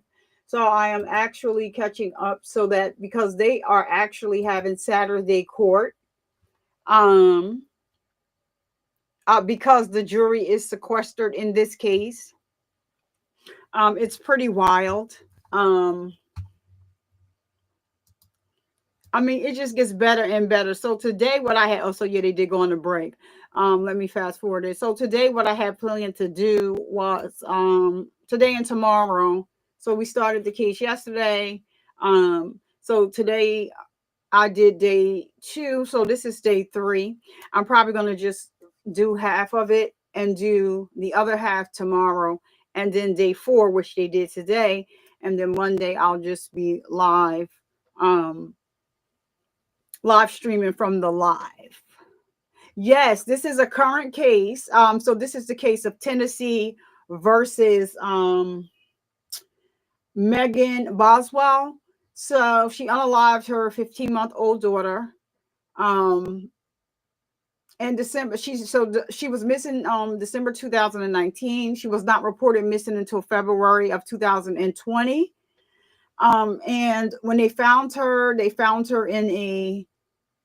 in her old playhouse that they had built for her on her father's property, face down in a garbage can with inside a garbage bag, and face down in a kitchen garbage bag, with aluminum foil wrapped around her head. So her attorneys are saying that they are going to be explaining something about he mentioned something about tin foil, and that was on day 2. So when he was interviewed outside, the reporter asked him about that, and what he said was, we're going to come back to that. So today on day 3, she's been saying that this one of the excuses she was giving them was that the baby was with the alleged father. The alleged father is an active Army cadet or whatever. I don't want to give them the wrong name, but Army cadet. I mean, that's what it could be. I don't know what his rank is. So he couldn't have the baby with him, because how could he have the baby if he's in the Army, right? An active duty. So she went from that to when she would go out, she would say the baby was with the grandmother because the baby was sick. She didn't want to get anybody sick. She had the flu, like just one thing after another, this girl. So her attorney, Gene Scott, I think he's a little I don't like him. Because in his opening statement, I do get that she deserves a defense, because that is what our constitutional right, it's a right. So she deserves a defense, and she deserves, in front of a jury of her peers. That's not what, my issue was that he said during his opening, oh, all you keep hearing about is justice for Evelyn. Then he said, well, before I say what I'm going to say next, let me just say, explain to you, because I know so many people are going to have something to say. And then he proceeds to say, she's gone anyway. So what? That has nothing to do with his defense. Those two statements did not need to be made. This is a 15-month-old baby where, her remains were found. Thank goodness they get to, give her a proper burial. But the mother, the person that you're defending right now, is the reason why. And so she eventually kept saying she didn't know where the baby was. She didn't know where the baby was. First he was with the father, then she didn't know where the baby was. She didn't know. So the last thing she did was she put that on, she tried to put what happened on her boyfriend, Hunter. Even if, so you admitted on video that the baby is not alive now. She admitted that. She admitted that the baby was in the bed, unalive. Somebody could have rolled over on her. It's just really, really, really sad. So there's a picture of Evelyn up on the right side of the screen. My right. Hopefully you're seeing it. Hey, Jerome Street, what's going on? Thank you for coming in. So yeah, so that's a picture of Evelyn, a pretty baby, and everybody's getting on the stand and testifying about how she used to be unclean and like diaper rash, like everything. And just so that we are clear, the picture that you see on my thumbnail, I had to Photoshop it, like, because her face was a little, but I don't see that because, like, she's a baby. So I don't really want to see that. So what I did was I, did a little work on her picture to make her, because she's a beautiful little baby, beautiful baby. Like just to, fix her skin and to make her, her skin clean. But you know what? The thing is, I just would have done that with any video. And I really didn't look at it like that, but I had to go back and look at the original picture, because the one I had up here had cut off the background. So I wanted to put a full picture up here of her. And when I looked at the picture, yeah, but I would have looked at it okay, she was outside playing, you know, look at her. She's outside with no shoes on and stuff. So maybe she was playing in the. I would never take it for the. You know, people are saying like she was unkept. You know, she's a baby, and my heart goes out to her. So like I just feel like the her attorneys are unprofessional. I thought it was very distasteful what he said in opening, and yeah, it bothered me. So I'm human. I have empathy for children and kids, and to unalive her the way that she was unalived, it's just not acceptable. So yeah, so that's where we're at with this. So yeah, it is a current case, Chloe. So Monday I'm going to be live streaming it. So I know everybody, they still got, you know, ASAP Rocky, but they don't start till 1:30 p.m. Eastern Standard Time. I believe they start here at I want to say 10:30. I have to check to see what time zone they're on. This is Tennessee. So I'll check while I start the video, because I'm only going to go do half of this today, and I'm going to play the other half, and then day 4, which was today, tomorrow, because I've been here like all day. And I just want to catch up so I can go to the live. I clipped the video of the prosecution's opening, which was excellent, excellent, excellent. So like they really did a good job of summing up the case. So it's under my video tab on here. So you could take a look or listen at that. And they did such a beautiful job with their opening. So yeah, so that's where we are.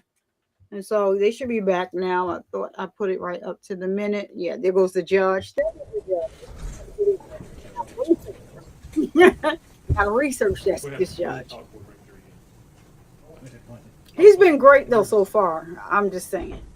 That's my belief. I think he's been fair. He's been great.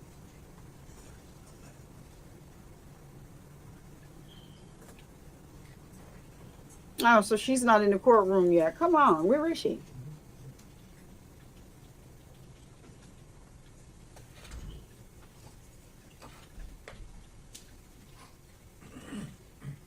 Okay, now I thought I put it right up to the part hose on. Let me see. Because it looks like screenshot. Okay. That was made available, Mr. Scotland. We had him and his investigators in our office several weeks ago that wanted to look at it. We didn't specifically identify which things we were using, and as the trial's going on, some we've used and some we haven't used. So, but yes, they've been available. Judge, I was not aware of that.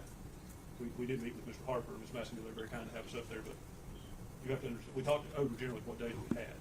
I don't remember talking over this demonstrative data. We do have the cell phone extraction. And as these are coming in, the way they look to me, I'm not raising a big stink at it at the time because it looks like screenshots. Picture's worth 1,000 words. This guy has been trying so many different things. Oh my goodness! I wish he would. That's my understanding now. In everyone's defense, these files are huge. I can't tell you that I can say chapter and verse what's in every folder, and I doubt they can either. But at the same time, I find myself now in a position where we're in the middle of the trial. It would be near impossible to go back and compare all of these documents. I don't think if you want me to, I don't think it'd be that difficult for us to pull these messages from what they come to Facebook, and if you want to compare them, we can isolate those. I don't think that'd be difficult at all. I mean, it's not that many messages that have been admitted at this point. Well, since the raw data has been given, I'm not going to run this trial because Thank goodness. I think if the extraction had been right. The other question would be, do I need to declare this trial because the one inaccurate demonstrative aid was placed up on the monitor? And I would know that that part of that message was not read. They're trying by any means necessary to get this thrown out. General Massengill is the one that first brought to our attention.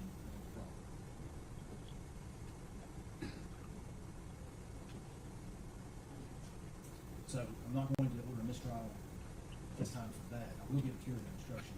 But if any of the jurors read that, Curative instruction. but to put that out of the mind and not to consider what was there. And my concern. So I'm going to deny the motion for mistrial for those reasons. I don't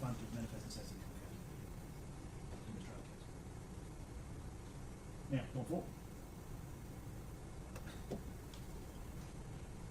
Well, I guess going forward, I'll just take any objections as they come. I'm glad you curbed yourself, Judge. Don't If I can't give any advice, don't give them any going forwards because he gonna try it.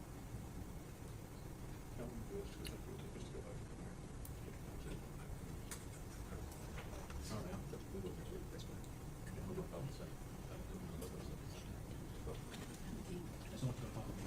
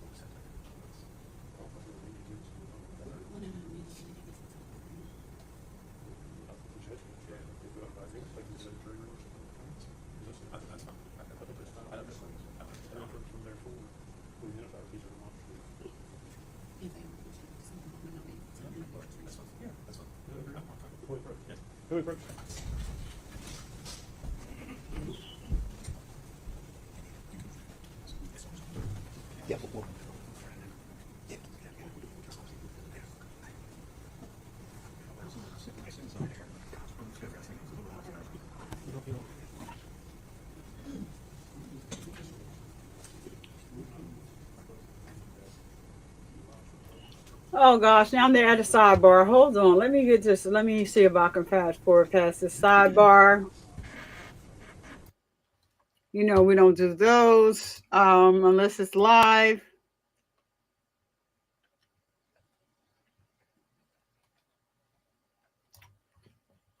Pretty long sidebar. Take mom to pull out the screenshot. Yeah.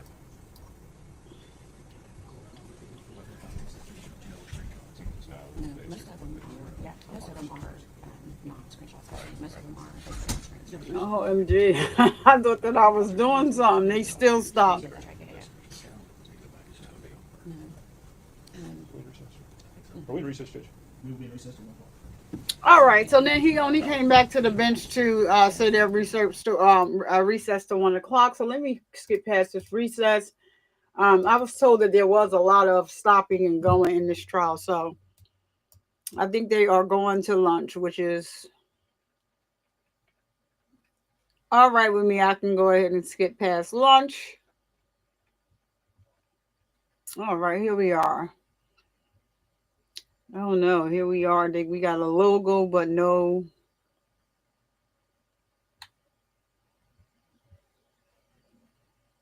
All right, here we are.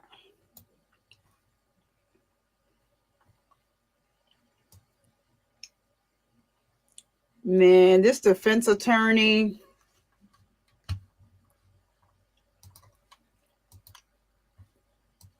Just think Love from YSL, but on the defense side. He is trying to pull all of the magic rabbits out of the freaking hat. But what I will do is I will make it not published to the jury. Okay. Okay. So Sherry, you can make a note at 9:03. She's not going back to the jury. At the end of the proof.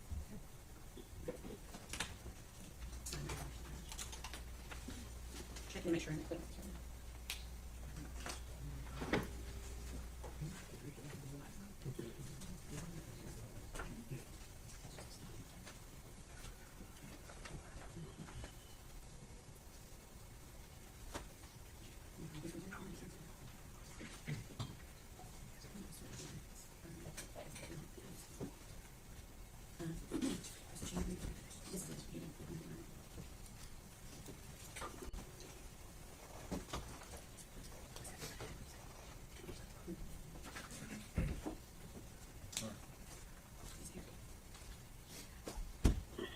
Jerry, and I don't remember where it was done. Was the motion for mistrial, did we make that at sidebar, or did you make that? It was made from the record, it's in the record. Yeah, that's what I make sure. Okay. Stay ready to proceed. We are, Your Honor. Yes, sir. And I believe you were still on your direct against, Stacy. Ms. Eric Stacy. We'll go ahead and have her. If Drew's ready to bring in.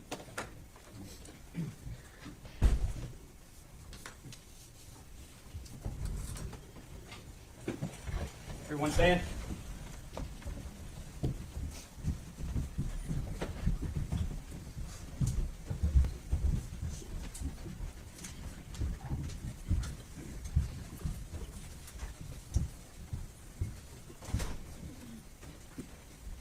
Ready to see you. Ladies and gentlemen, I apologize for the delay. We had an issue that we had to get sorted. The last exhibit was flashed up on the screen. The very bottom blue box contains some information in there that shouldn't have been put up. I'm instructing you. Jerome, Jerome's in the head. What now? Each and every juror understand that instruction. If you do, raise your right hand. The record reflect that all jurors raise their right hand. Now, the other thing I want to talk to you about, just very briefly, and I'm not commenting on the evidence at all. Some of these exhibits appear to be screenshots of conversations, either text, Facebook, Instagram, whatever other social media platform that there is. And they're not actual screenshots. They are snippets of conversations taken from a phone extraction that was done. Okay, and I just want you to understand that. Which means that it's not necessarily a sequential stream of conversations back and forth. Does everybody understand that? Nope. All right. I believe Miss Stacy was on the witness stand. Will you come up, Miss Stacy?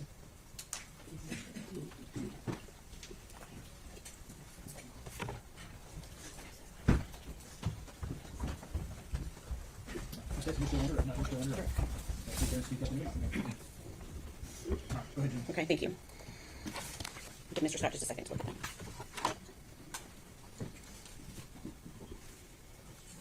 Okay, I'm going to pass you a document to see if you recognize it. Okay.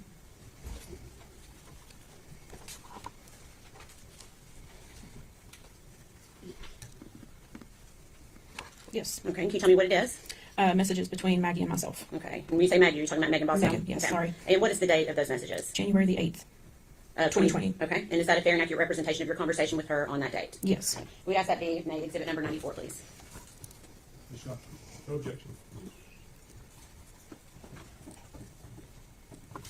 Permission to publish? Okay.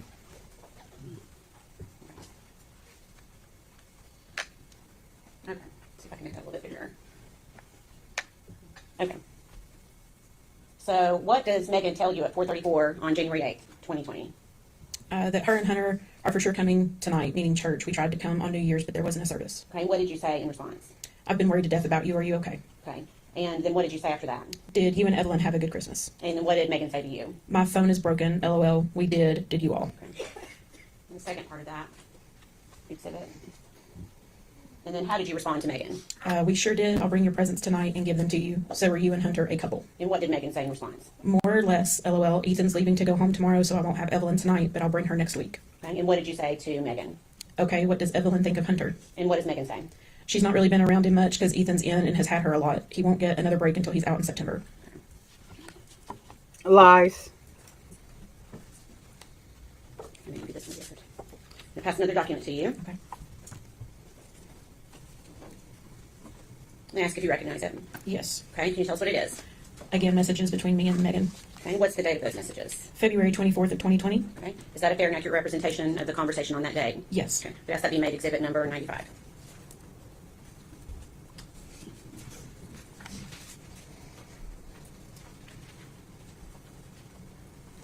Permission to publish.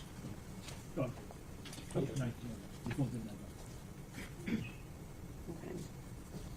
So it looks like this happened after Evelyn had been, or you had been notified that Evelyn was missing. Is that right? Mm-hmm. And what do you say to Megan? Can you tell me who has or had Evelyn? I'm worried sick about her. And then what does Megan say to you? My mom did. That's why TBI was looking for that BMW and she's being questioned. And then what did you say to Megan? What did your mom do with Evelyn? The news said she wasn't with them.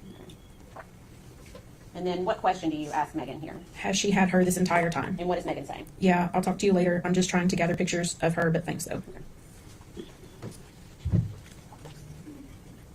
Just Is lies. that the first time she told you something different than Ethan Yes. having Evelyn? Okay. Please answer any questions the defense has for you. Okay.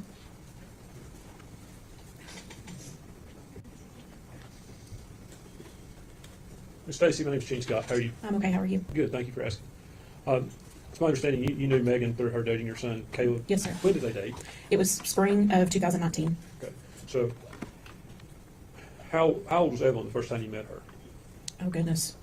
I honestly do not remember. It was early spring, Okay, so sometime around March? Is that a fair estimate? March or April. Yeah. Okay. So she'd have been somewhere 4 to 5 months old? Yeah, I was going to say 5 or 6, maybe. I don't know. Because she's born in November, so if it were Right. 6, that would put the relationship into May. Was it that Okay. late? I want to say they started dating somewhere around April. Okay. So, how often would you see Evelyn with Megan? Anytime I saw Megan, Evelyn was with her. Okay. And I'm assuming when you saw Evelyn with her, you never saw any signs of abuse or neglect. Is that fair I to did say? not. Were you able to ascertain the relationship between the two of them? Did Megan come across you as a loving mother? It seemed perfectly normal. Most babies that age tend to cling to mom, and Evelyn did that. Okay. What was Megan's personality like back then? She was usually kind of quiet till she got to know us a little bit better, and then she would come in and she would just have normal conversations with us. Okay. At that point, she wasn't unfriendly. No. You described her earlier as being unemotional. The one time that we were in the car together, yes. That was different than her normal personality. Yes. You think you described her as unemotional? She could have been withdrawn.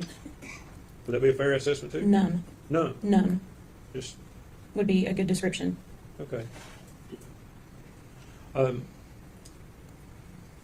Just want to make sure I'm clear. Did you ever see any interaction with Megan and Evelyn where Evelyn wasn't dressed appropriately, she was dirty, or anything like that? Mm-mm. No, sir. Okay, so I'm assuming you thought she was a good mother. I did. When is the last time that you saw Evelyn? September 11th, 2019. Okay. Ms. Stacy, Wow. thank you for being here and for your testimony. Yes, sir. Yes, you be excused. Yes, yes, sir. Ms. Stacy, thank you for your testimony today. You're released from Mr. Kingman. Call you next. State call Randy Wood.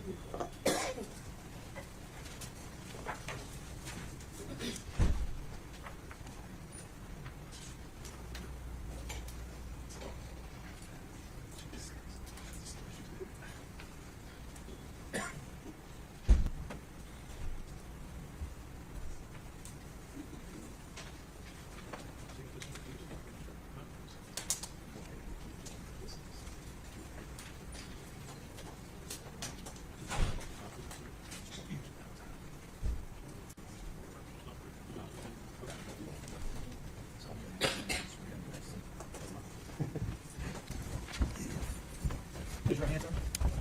State your name, please. Randy Wood? You solemnly swear or affirm the testimony you're about to give will be the truth, the whole truth, and nothing but the truth. Yes.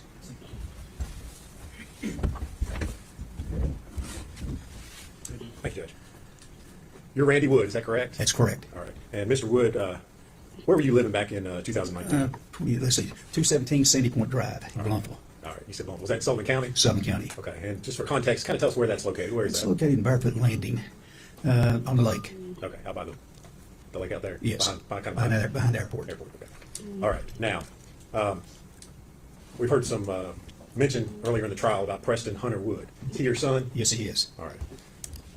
Now, back in December of 2019, did you open a restaurant here in Blumpville? I did. All right. If you would, kind of tell us what it was and what you were serving. The name of it was Hunter T's Chicken Shack. I was the only owner of the place. It was right there on Highway 75. All right. Where? I sold chicken, roasted chicken. Okay. Was it a sit-down restaurant? No, or it was drive-through? a drive-through, just like Pal's. All right. And it's over there, right across, kind of from Northeast State. Yes. Okay. Now, you mentioned you were the only owner. Did you have employees, people that worked for Yes, you? yes. Okay.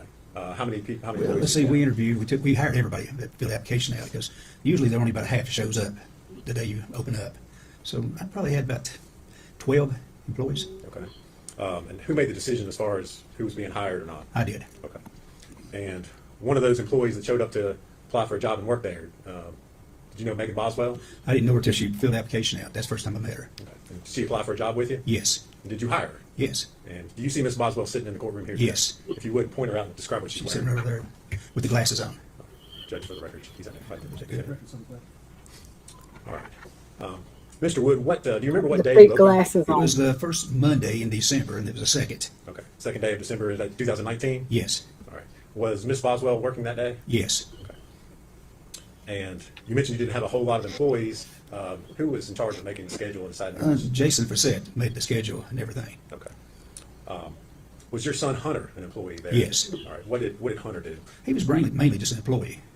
Because Jason sort of run the place when I wasn't there.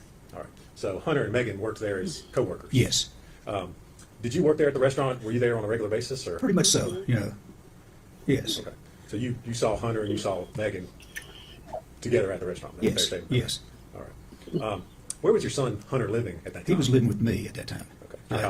Out that lake, yes, out there. Did he have a vehicle that he drove then? Yes, he had a Ford truck what he drove. All right. At some point in time, did you realize that your son Hunter was in a dating relationship with Megan Boswell? Well, it was a weird situation, to be honest with you, because she got her car repoed one day at the chicken shack, and I made Hunter take her to the doctor that day, and because she didn't have a ride. Okay. All right. So that's how they started running around together, because she didn't have a car. Okay. So at some point in time, you realized they're dating. Well, they was together a lot. Okay. Yes. Okay. You can say dating if you want to, or All together right. a lot. Yes. Okay. And at some point in time, did she come to live at your house? Well, she didn't have anywhere to go when they repoed the car, and apparently her father, what she said, kicked her out. So I let her come stay. She stayed about 3 nights there. That's all she stayed.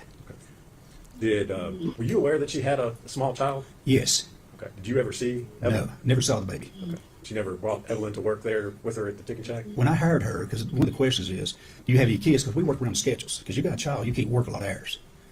So I asked her, she said, yes, I have a baby girl. I said, well, we need to work around your schedule. She said, no, the baby daddy had the child. She said, I can work as many hours as you want. Okay. I said, okay. Did she work a lot of hours? She did work a lot of hours. Okay. Now, you said she had stayed at your house. Did you ever bring Evelyn over? The baby never was in my house. Okay. Did she ever bring any high chairs or playpens? Or No, nothing. Diapers, baby bottles? Nothing. Okay. Did you ever see your son Hunter around? Evelyn? No. Okay. How often did you see Hunter at that time? Every day.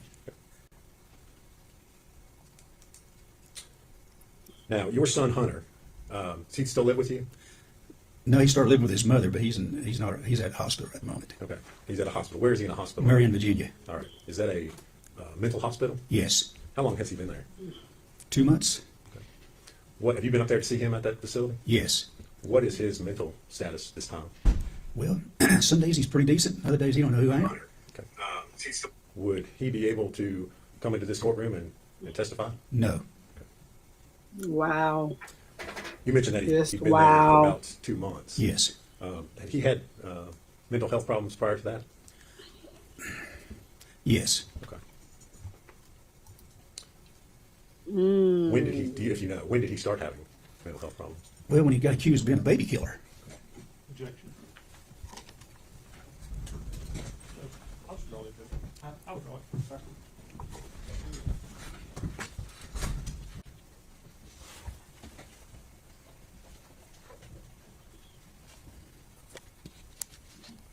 Whoa. That is heavy. When did he start being called Thank you, Mr. Wood. If you would answer any questions. a BK?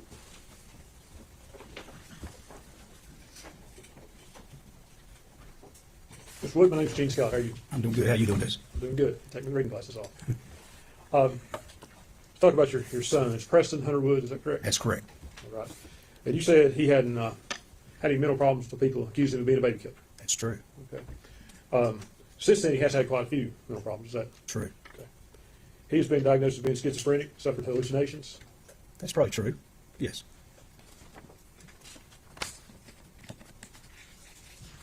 Has he been violent towards you or his mother? No. Never been violent towards his mother? Now, as far as I know, we're divorced. Okay. Okay, so I'm not there. And you say that if he were brought into this courtroom, he wouldn't be in his right mind to testify. That's very true. Could you describe his state to us a little bit more? Well, he talks about things, sometimes you don't really know what he's talking about. I mean, I don't know how to put it. It's sad. I mean, this young man was a 4.0 student in school. Now he's, I don't know if he's ever going to function in his life again. Mm-hmm. Does he hallucinate? I don't know if he hallucinates or what you call it. I don't know, what the definition of hallucinate. I mean,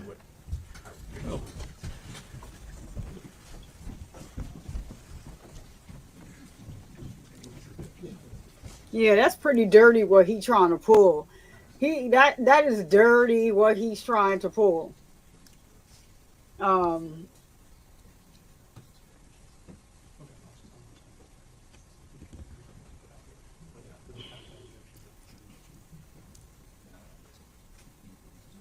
Look, she can't even look at his father. She can't look at him. Like, if he did have something to do with it, she know about it. So if that's the case, then both of them. What do you observe when you visit your son? Well, mainly I just talk about anything that's pleasant. I understand. Yeah. Is he able to talk with you about things that make sense, or does it not make sense to you? The things he talks about with you, does it make sense always? No. Has he talked about Evelyn Boswell? No. Are you aware that he has in the past been diagnosed with violent threats, hallucinations, and delusions? No. Okay. Would that surprise you if I told you that's the case? It'd give me a little shocker, yes. You know, because I'd never seen it. So you don't know about that? I've never seen that before. Okay, I'll move on. Have you ever seen him be aggressive? No. Are there any security measures about, as far as when you visit with him, that requires him to be restrained or anything? No. When you talk to him, does he talk about things that are not real, things that are not there? Well, he talks about the future sometimes, like maybe taking a cruise or things of that nature. Just good stuff. Never bad stuff? Never, we don't talk about bad stuff, no. Okay.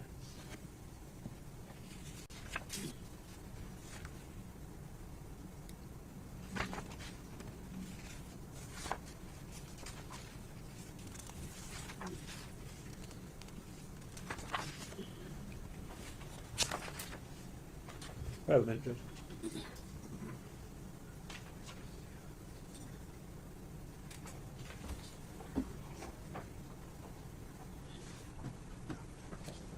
I had no idea it was snowing out.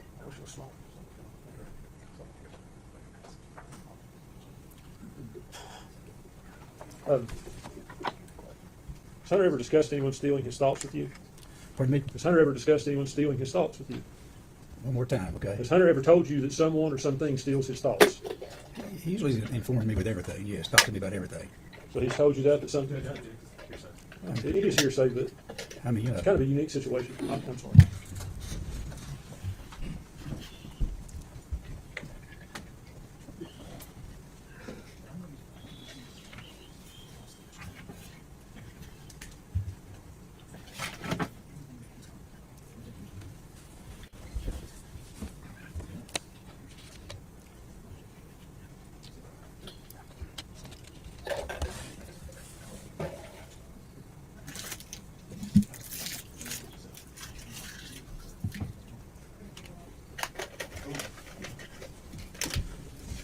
Mr. Wood, can you hear me okay? sometimes I can hear you, but at the very beginning you go real low and then you get higher. Sorry about that. That's okay. Let me ask you this. Has Hunter ever talked to you about someone or something stealing his thoughts?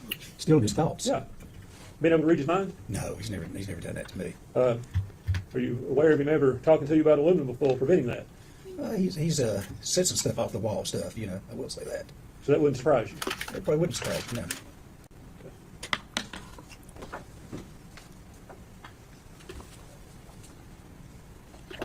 Sir, I've handed you a photograph. Could you identify that photograph? That is my son standing in front of the Hunter T's Chicken Shack. You say your son, Hunter Preston Hunter Wood. Preston Hunter. Yes. Judge, we would offer that as the next exhibit, and I don't think it will fit on the projector to publish to the jury. I'll just ask that it, okay, we'll give it a try. Sorry. It'll be, Joey and Judge. No, thanks, Jeff. Full exhibit number 6.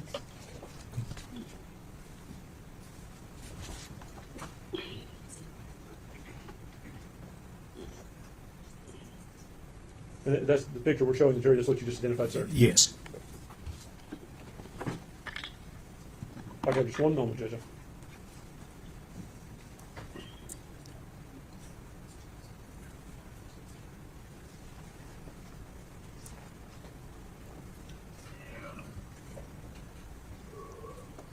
Judge, I made it just a minute.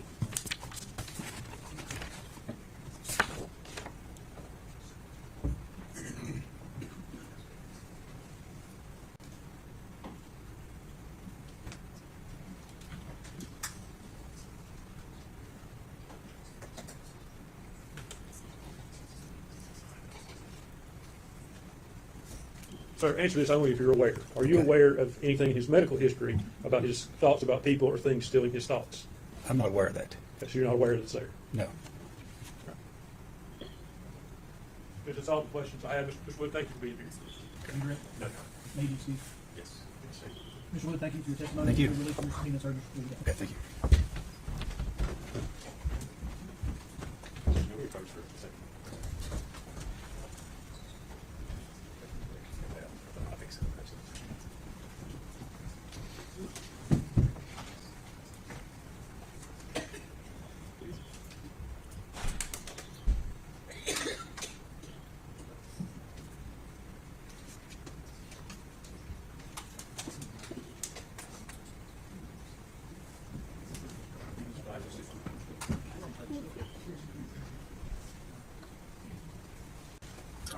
Go down with the officer. Everyone please stand.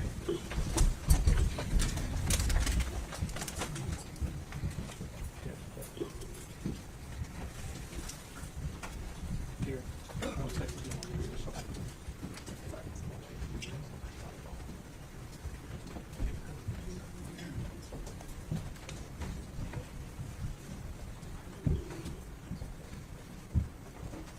Be seated.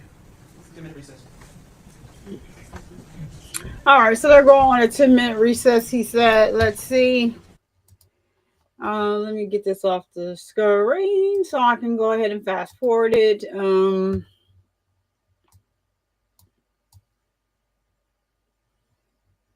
He said 10 minutes, 10 minutos.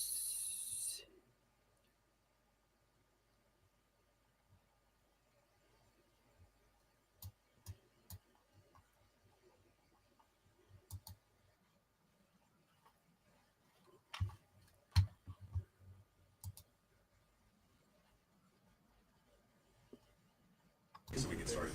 That's what I thought. All right. The jury's ready. We're going to go ahead and have your next witness.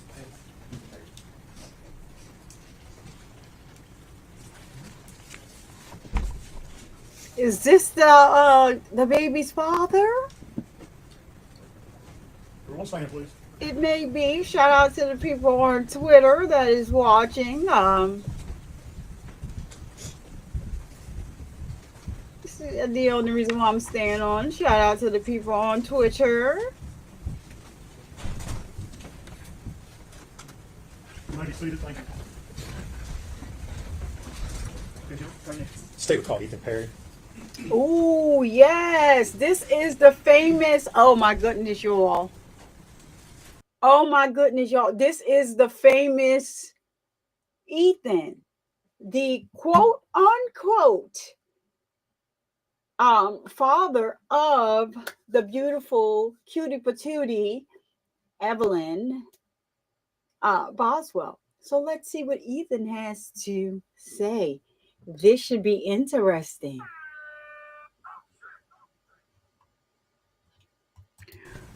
Woo, come on now. Come through with the come through. Raise your hand, sir. State your name. Ethan Perry. Solemnly swear from testimony you're about to give be the truth, the whole truth, and nothing but the truth. Yes, sir. Oh, that's the famous Ethan. Ooh. Good afternoon, Mr. Perry. Good afternoon. You would scoot up close to that mic there so we can hear you good. Better? That's great. That's great. You are Ethan Perry, is that correct? Yes, sir. And Mr. Perry, how old are you? I'm 25. All right. And where do you live? Kingsport. All right. Do you know the defendant, Megan Boswell? I do. And how do you know Miss Boswell? We dated in high school. All right. Do you see Miss Boswell seated in the courtroom here today? I do. If you would point her out and describe what she's wearing. A white top and glasses, black hair. All right. Judge, let the record reflect he's identified the defendant. Record so. All right. So you indicated you all dated while you were in high school, is that correct? Yes, sir. And when would that have been? I was about 15, and she was about 13, so I'd say about 2014, 2015. And where were you all in high school? Sullivan Central High School. All right. That here in Louisville? Yes, sir. How long did you all have a dating relationship? I'd say at least until I got out of high school, whenever I joined the Army. Okay. Now, when you were in high school, where did you live? In Bloodville. Okay. And who did you live with? With my grandfather and my step-grandmother. And who were they? Carl and Sherry Perry. All right. Did you also, as you were growing up, for a period of time, live with Paul Miller? Yes, sir. And who is Mr. Miller to you? He is my step-grandfather. All right. And when did you live with him? Since birth until about 2010. Okay. And how old were you at that time? Oh, about 10 or 11. Okay. All right. So at that point in time, did you go to live with Carl and Sherry? Yes, sir. Okay. Now, you mentioned you had a dating relationship with Miss Boswell until you graduated from high school. When was it that you graduated? 2017. Okay. And Look, what month did you graduate? May, and I believe it was May 21st. Okay, so end of May? Yeah. All right. What did you do after you graduated from high school? Joined the Army. And how soon after you graduated from high school did you join the Army? 10 days, on May 31st. Did you go straight into basic training at that time, or? Not straight in. There were some hiccups along the way. I had some medical issues, but it was relatively quick. Yes. All right. Where were you stationed? I went to basic at Fort Benning, Georgia, and then I sent my unit in Fort Polk, Louisiana. Did you continue to keep in contact with Megan Boswell while you were at basic training? Yes. Okay. Did you say you were still in a dating relationship at that time? I'd say so, yeah. Okay. How were you keeping in contact with her? In basic training, mostly through letters. But by the time it was over, text. Okay. Yeah. You didn't have a phone while you were? It was like once a month we got our phone, but it was only for like 30 minutes. I can't really remember any conversations that we had specifically. Okay. But you were still continuing to communicate with her the old-fashioned way by writing letters? Correct. Okay. So as your time in the Army continued, did you continue to have a relationship with Miss Boswell? Yes. Okay. And at some point in time, did you come back home to Tennessee? Yes. And when was that? Probably the first time would have been in probably the winter of 2017. Okay. For Christmas. Okay, that's what I was going to ask. Yeah. All right. So you had leave, you came home at Christmas time, is that right? Correct. All right. Where did you stay when you came back? With Carl and Sherry Perry. All right. Did you have contact with Miss Boswell while you were here? Can't remember for sure, but I'm sure, yeah. Okay. Y'all were still in a relationship. Is that fair statement? Sure. Okay. Well, it's not, tell me. I wouldn't call it a healthy relationship, but a relationship, yeah. All right. You saw her while you were here in Tennessee? Yeah. Okay. Now, at some time in 2018, did you learn that she was pregnant? Yes. And when was that? I would probably around March or April. Okay. Did the two of you have any discussion about who the father of the child was? Yes. Okay. And what was that discussion? Well, it was more of whenever she announced that she was pregnant, it seemed pretty delayed, It seemed like she would have known sooner. The time that I was in. But, yeah. Okay. Well, let me ask you this way. Was there a discussion made about the fact that you were the father of the child? There was, yeah. Okay. And did you assume that you were the father of the child? Initially, yeah, I just rolled with it, but the blinders were taken off pretty quickly after that. Okay. Yeah. You had some doubts? Yes. Okay. Now, in November 2018, she had her child, Evelyn, correct? Correct. Okay. Where were you stationed at the time that Evelyn was born? Fort Polk, Louisiana. Okay. Were you still in contact with Megan during this whole time? Yeah. Okay. Now, at some point in time, did you leave your assignment there at Fort Polk? When? What year? What time? After, this would have been November 2018. Not in November, no. Okay. Sometime later on? For Christmas in December, yes. Okay. Where were you assigned at that point? Fort Polk still. Okay. So you came back home? Yes. Okay. Did you see Megan and Evelyn at that time? Or? I did not. Okay. Is there a reason why you didn't see her then? Mostly just over the legitimacy and, still trying to figure that out. It was just really embarrassing, I guess, to argue over it. Not having a good relationship at that time? That too, yeah. Okay. So you leave after Christmas, you go back to the Army? Correct. Okay. Still in Louisiana? Yes. Okay. At some point in time during 2019, were you reassigned or was your unit sent somewhere else? We were sent to El Paso, Texas to assist Border Patrol doing surveillance on the border. We would work from El Paso to the Santa Monica station in New Mexico. All right. Do you remember when in 2019 that would have been? I guess March through September. Okay. That's my guess. All right. Now, at some time later on in 2019, did Ms. Boswell show up to visit you while you were stationed in El Paso, Texas? She did. Okay. Was this a planned visit? Did you know she was coming? No, it was hasty. It's a hasty visit. Okay. Well, if you would kind of tell us how that happened or how it was that she ended up showing up down there. Well, the conversation started with her wanting me to take leave to go up to come back up here to Bluntville, and I told her no. We have a mission here in El Paso. I can't just get up and leave. And so she decided to, on her own, to drive from here all the way to El Paso, and it took her I'd say about 2 days to get there. And all of a sudden, one morning while because we were staying in hotels, we weren't on a base or anything. I just get a picture from her. She was parked outside of the hotel and just took a picture of the hotel. So, yeah. You knew at that point she was in Texas? Yeah, it was pretty obvious at that point. Okay. So, what did you do? What? Well, part of me just wanted to turn him away, but the other half was like, well, came all the way out here, may as well just stay. So I advised them to stay on the eastern end of El Paso because the western end is dangerous. My cheese is just like popcorn. We spent about 3 or 4 days together. Okay. So did you take some time off of your work assignment there and go spend time with Megan and Evelyn? Not officially, but yeah. Okay. What did you all do? I think the first day we just hanged out in the hotel room, just meeting Evelyn, playing patty cake, stuff like that, watching her walk around. And it was mostly that. We went to the El Paso Zoo. That was I think the second to last day. And then on the last day, we mostly just hanged out in the hotel. The last thing we did was we went to an IHOP. And that was the last time I physically saw Evelyn. Okay. And this is the first time that you've met her, Yes, is that correct? that's correct, yeah. Okay. She's not quite a year old at this point in time? I'm not sure. Okay. Was she walking or toddling or anything? She was, toddling, just, stumbling over herself. And, Okay. Yeah. All right. So at the end of the 3 days, you go back to doing your Army thing. Is that right? Okay. Where did Megan go? I believe she came back here to Bumble. All right. After she left, did you continue to communicate with her? Yeah. All right. How were you all communicating during this time? Primarily through Facebook Messenger. All right. What sorts of things were y'all talking about, or would you talk about? Mostly just arguing. Okay. Ooh. Would she tell you things about Evelyn? Yeah. Did she ever ask you for money or assistance to help out in taking care of Evelyn? She did on at least one occasion. Okay. Did you ever send any money or assistance or anything? I sent a little bit. It wasn't much. I would say no more than $100. Okay. Now, at this point in time, you're still assuming that you're the father of Evelyn Boswell. Is that correct? At this point, I'm still just rolling with it. No, at that point, no, I didn't assume. Okay. I had my doubts, definitely at that point. All right. But you're still, I guess, interested or invested in what's going on with that. Yes. Is that Yeah. your statement? Okay. Now, at some point in time at the end of 2019, did you come back to Tennessee? Yes. And when was that? For Christmas. Okay. Do you remember what date specifically you might have come back? Usually leave was about 2 weeks, and I think I was here until about New Year's or on New Year's, so I'd say, 15th to the 30th. Okay. And where did you stay when you came back to Tennessee? At Carl and Cherry Perry's. All right. Did you see Evelyn while you were here? No. Did you ask to see Evelyn while you were here? Yes. And what were you told? I was told that she had the flu because we were planning to go over to Paul Miller's for Christmas, and it made sense because that's whenever COVID started making its rounds around the country, and so it seemed like a good excuse, made sense. Okay. And did you in fact go over to Paul Miller's? Yes. And did you go by yourself or did you go with Megan or how did that happen? I went with Megan. We met up at the Northeast State Community College parking lot. What? Yeah. Mr. Perry, I'm going to show you 2 documents. Ask you if you recognize those. Yeah. Yeah.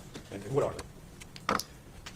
You want me to read it? No. I just want you to tell me what they are. It was trying to coordinate to get to Paul's. Okay. Are those the text messages that you had with Ms. Boswell on December the 23rd, 2019? Yeah. Okay. And is that a true and accurate representation of the conversation that you had with her? Yes. All right. Judge, I'd move to make that exhibit 97. Okay. You forward exhibit 97.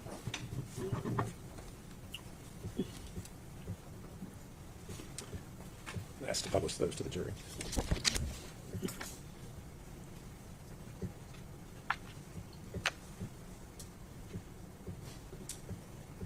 All right, Mr. Perry, so you are having a conversation with Ms. Boswell. You say your phone's messed up, I'm at Verizon. You tell her, yes, I'm still going to Paul's. What's her response to that? Evelyn is sick, so I'm not bringing her around to everyone. If you want to see her tomorrow, just you can. But she has the flu, and I don't think, being around a ton of people is such a good idea. I took her to the doctor. They gave her some medicine. And then you say, okay, sounds good. My grandpa and would like to see her soon, though. Sherry's about to go into hospice soon. She stopped taking her chemo just whenever Evelyn feels better. You ask, is she okay? What's her response? Okay. Yeah, she's fine. All right. And you say, everyone has the damn flu around here. And then... She's just sick, and I don't want her around everyone. You want to meet me, and we can ride together?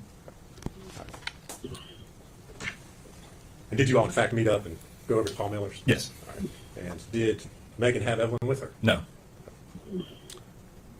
Did you all talk about, while you were at Paul Miller's, Evelyn at all? About Evelyn? Yeah. Yeah. Okay. Did you, and what did you all do while you were at Paul Miller's?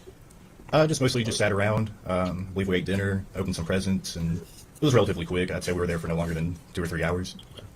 All right. After you left the Millers, where'd you go? I went to take Megan back to her car at the Northeast State Community College parking lot. Okay. Did you all have further conversations while you were here on leave? I believe so, yeah. Okay. And again, were you trying to see Evelyn while you were here? Yes. Okay. Were you, in fact, ever to see Evelyn? Able to see Evelyn? No. Okay. Did you see Megan again while you were home? Yes. Okay. And when was that? can't remember the exact date, but it was after Paul Miller's. Sherry and my grandfather Carl bought her some gifts, Evelyn some gifts, some baby food, and little stuff like that. So I asked Megan to come over to my place and just pick them up. Okay. And you indicated you were staying there with Carl and Sherry Perry. Is that correct? Correct. And did Megan come to their house? She did. All right. And did you talk to her? Did you give her those items you just described? Or Yeah. The conversation was relatively short. I just gave her the gifts, and she told me that she was going to go to, I believe it was Pigeon Forge with Hunter Wood. Okay. Was Evelyn with her when she came to pick up those items? No. Okay. Did she say where Evelyn was? Chances are she said. I don't know for sure. Well, if you don't know or remember, that's fine. Yeah. Okay. How long was she there picking up those items? Like 10 minutes. All right. So, did you have further communication or conversation with Megan Boswell while you were home? After that, it seemed like the conversation pretty much ended altogether. Were you all still communicating by text and Facebook? Yeah. Okay.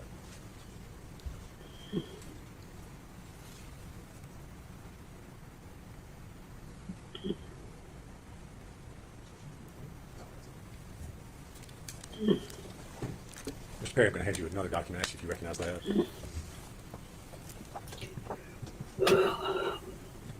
I recognize it, yeah. And what is it? It's Megan stating to me that her father just kicked her out of the house again, and that she won't have Evelyn back until she gets a place to stay. Okay. And then she said, "Never mind, I'm sorry." All right. The next day. Those text messages you received from her? Yes. All right. Is that a true and accurate copy of text messages you received from her on December 26th and 27th? Yes. All right. Judge, I move to make that Exhibit 98. I'm sorry. 2019.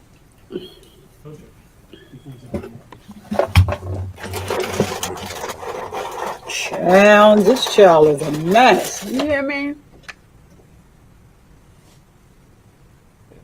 Mr. Perry, she sent those messages to you. You did not respond to them. Would that be correct? Correct. Okay. Is that somewhat normal for you sometimes? Yeah. Okay. Now, you said you were on leave from the Army over Christmas there in 2019. First part of January, did you return to your duties with the U.S. Army? Correct. And where were you all stationed at that time? Fort Polk, Louisiana. All right. Did you continue to communicate and receive communications from Ms. Boswell after you returned to Fort Polk? It was pretty rare, but yes. Okay. And specifically, do you remember getting a message from Miss Rachel Owens? Yes. And without telling us what she said, did you, as a result of what you were told, communicate with Ms. Boswell? Yes. Okay.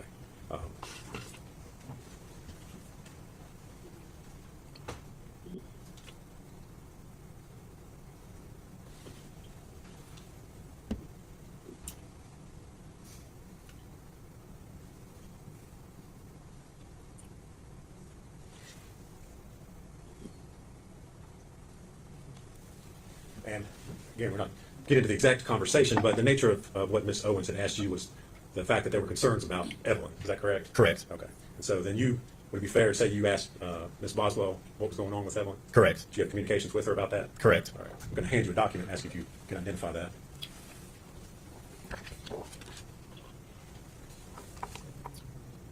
Yeah, I recognize it. And what is it, sir? That's her stating that just to Well, ignore. don't read it yet. Sorry, No, sorry. you're fine. Is that, and I'll lead you a little bit, is that the text conversation that you sent to Ms. Boswell after you had communications with Ms. Owens? Yes, this is her response. Okay. Yes. And is that a true and accurate depiction of the messages that you sent her? Correct. All right. Judge, I move to make that Exhibit 99. Full Exhibit 99. And I believe the date on that's January 19th, 2020. January 9th. Okay, December Move to publish that this 9th. time, Judge. Okay. Okay. So you've messaged Ms. Boswell about the fact that you have concerns, Ms. Owens has expressed concerns about Evelyn, and her response is, just ignore her. I've not talked to anyone in my family in weeks. Literally, I've cut all ties with them. That's why she's not seen her. She and Dad cussed me out. Dad took my car from me in the middle of work, left me in a bind and shit. Fuck them. They aren't my fucking family. They never were to begin with. That's what she said. Okay. All right. Did she ever tell you anything else about Evelyn or where Evelyn was? I can't remember. Okay. All right, so that was January 19th of 2020. In February of 2020, did you receive some phone calls? Well, let me ask you this. Were you still in the Army, still at Fort Polk at that time? Correct. Okay. Did you receive some phone calls from family members? I can't remember. Okay. Did you receive some phone calls by the Department of Children's Services here in Tennessee? Yes. That surprised you? Yes. Okay. I did. All right. And without saying what they said, why were they contacting you? For the whereabouts of Evelyn. All right. Did that surprise you? Yes. And why was that? Because, well, I didn't have Evelyn, and that's what they were asking. If I had her, or if I seen her, or the last place that, or where do I think where she would be, stuff like that. All right. Were you then contacted by investigators with the U.S. Army? Yes, I was contacted by the Central Investigation Division, CID. And kind of tell us what happened with all that. Well, initially, I got my officer of my.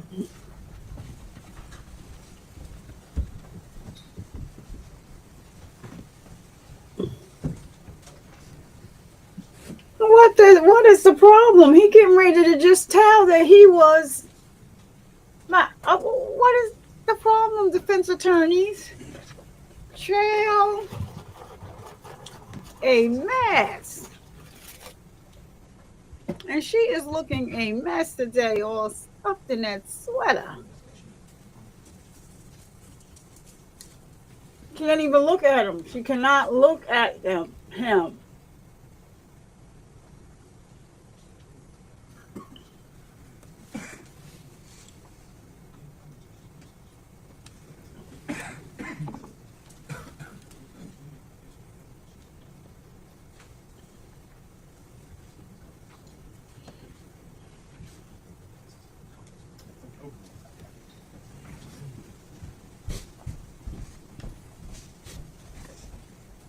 All right. Mr. Perry, if you would go ahead. Telling us what happened as far as your investigation there by the Army. So initially, I got contacted by my NCO in my company, and he told me that. Well, don't tell him what he said. Okay. Just tell us what happened to you as a result of. Okay. I was contacted by CID. They wanted to set an appointment for after lunch, and so I went back to my barracks room, to get ready. I still had no clue what was going on until I got the call by DCS, and which they were asking about the whereabouts of Evelyn, and so, which I gave the response. I don't know, all that. Were you interviewed by interrogators there? Yes. For hours? Yes. Okay. Did you cooperate with them fully? Yes. Did you allow them to search your cell phone? Yeah, search my cell phone, take DNA, search my barracks, and search my car. Okay. So investigators searched the barracks looking for Evelyn? Correct. In Fort Polk, Louisiana? Correct. Okay. Was Evelyn there with you at your Army base there in Louisiana? No. Has she ever been there? No. With you? No. Okay. Did you cooperate fully with law enforcement in providing consent to search, provide DNA, anything else that was needed? Absolutely. Everything that I could. Okay. The only time you ever saw, when was the only time you ever saw Evelyn? Was in El Paso. Okay. That one time when Megan showed up? Yeah, just out of the blue. All right. Did you cooperate with law enforcement in determining the paternity of Evelyn Boswell? Yes. All right. Were you the biological father? No. Okay. All right. So the one and only time you see Evelyn is in 2019 before you came home for Christmas. Is that right? Correct. Okay. He is not the pappy. Thank you very much, Mr. Perry. If you would answer any questions, Mr. Scott. Mr. Perry, my name's Gene Scott. How are you today? Doing good. How you doing? Good, thank you. I have just a few questions for you. How many times did you actually see Evelyn? Well, I saw her in El Paso through a span of 3 or 4 days. Okay. Was that it? Yes. Okay. And you said Megan just showed up at your hotel while you were staying there with the Army? Correct. Sent you a picture? Yes. You told her where you were staying? Correct. Okay, so that's how she would know to find you there. Right. And what did you all do over those 3 days you spent there? Majority of the time was spent in the motel or hotel, whichever it was. And then we went out to eat. I think we just went out to pick up food. We went to the zoo, and we went to IHOP. Did Evelyn appear healthy to you?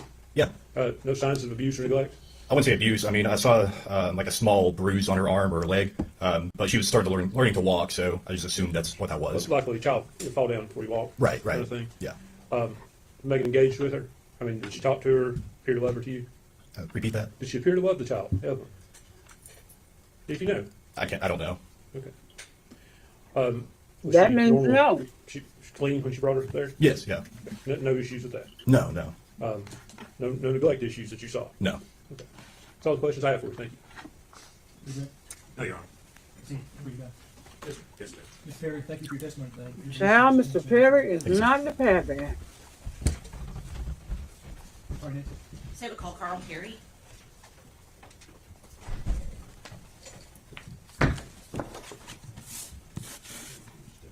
Child.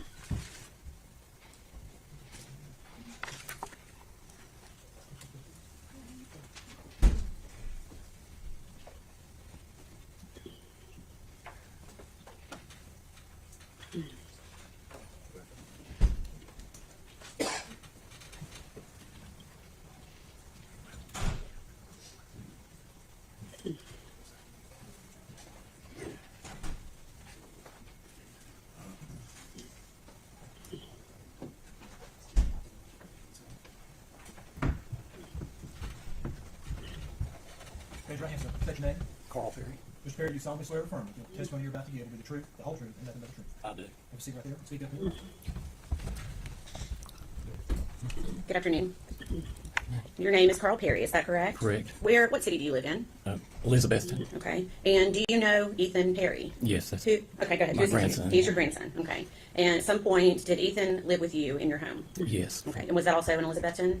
No, at that time, it was at 280 Lester Road, Bluntball. Okay. Okay. And how old was Ethan when he lived there with you? Let's see, he came to us in about the 8th or 9th grade, and he lived there until, well, he spent 3.5 years in the military, up until he went in the military. And then when he came back another year or so, then he went out on his own. Okay. So he came to live with you in about the 8th grade? Yes. Okay. Did anyone else live there with you? Yes. Okay. And who was that? My wife, Sherry. Okay. And was Ethan living with you when he graduated from high school? Yes. And do you recall when that was? No. Okay.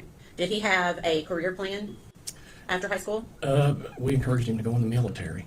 Okay. That's about it. Okay. Did he do that? He did. I took him to the recruiters. You took him to the recruiters? Okay. Which branch did he enlist in? In the Army. Okay. And how long after he graduated from high school did he then go into the Army? Pretty immediately. Okay. He had a buddy, and that was their plans. And Okay. Okay. And where did he? Do you know where he went for basic training? yes, Fort Benning, Georgia. Okay. And was Ethan still in the Army in 2019? Yes. Okay.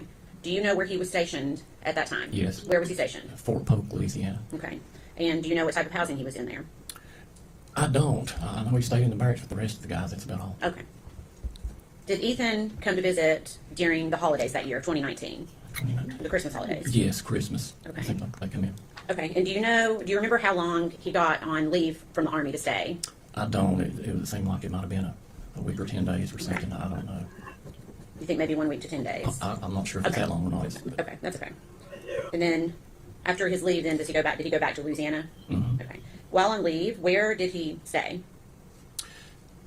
He had a buddy that they went in with, and I think they planned their leaves together. Mm-hmm. And I think he might have stayed a day or two with his buddy. Okay. I can't. And then the rest with us a few days. Okay. So a day or two with a friend, and the rest of the time Yeah. with you at your house. Mm-hmm. And Sherry was there at that time as well. Is that right? So would he have been there on Christmas Eve? I couldn't. I don't remember specifically. And that's okay. Do you remember celebrating the holiday of Christmas itself with him? I don't. Okay, that's okay if you don't. A lot of times passed. I think that usually we had a few people in, but I can't remember. It seemed like that one they just wasn't a lot there. They were in and out. But Okay. During that 2019 holiday, do you remember seeing the defendant, Megan Boswell? no, Okay. Did Megan Boswell come to your house during that Christmas holiday? No. Okay. Do you know who Evelyn Boswell is? yes. Okay. Can you tell me who she is with regards to Ethan? During that time, I think that there was a conflict. They weren't sure with. I know that the only time Megan Boswell was on our property was in high school. Okay. Way before that, but I know that Ethan had spoken to my wife Sherry about Megan Boswell and Evelyn. Okay, let me stop you there for just a second. We can't talk about what somebody else has said, okay? But essentially, to help you out, it was alleged that maybe Evelyn was Ethan's child. Is that right? Right. Okay. And I remember telling him to get a DNA. Okay.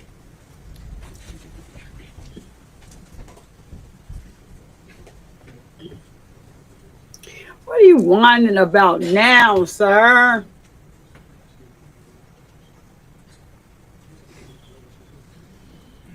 Like, what is he want? He is always whining, but he can be disrespectful.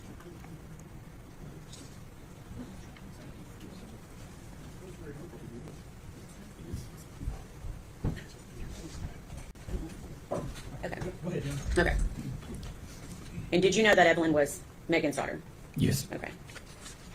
Did Evelyn ever visit your house? No. Did Evelyn ever visit your house in the holidays of 2019? Never. I never. I was going to say we never. I never seen Evelyn. Okay. Did you ever babysit Evelyn? Absolutely not. Did Evelyn ever spend the night at your house? Absolutely not. Did your wife Sherry, to your knowledge, ever babysit Evelyn? Never. Okay. She'd never seen Okay. Evelyn. Have you ever met Evelyn? No. Okay. Never. Okay. Okay. We watch the news at night, and that's how we learn to love this. Okay, I'm sorry. child. Yeah. So you'll just just try to answer the question I asked you. Okay, Okay. I'm sorry. I know, and I know this is new for you. Were you there? Were you present the day that Ethan left to go back to Louisiana? No. Okay. And do you remember when you first learned that Evelyn Boswell had been reported as a missing child? Yes. And how did you find this out? By watching the news. Okay. Did anybody ever come to your home? Yes. Okay. Who came to your home? After this allegation was made. Well, no. Who came when you learned Evelyn was missing? Did anybody come to your home? No. Okay. No one ever came to ask you any questions? No, about Evelyn? not until this allegation was made. Okay. What happened then? Who came to your home? Just reporters from all over. Okay. I mean, Okay.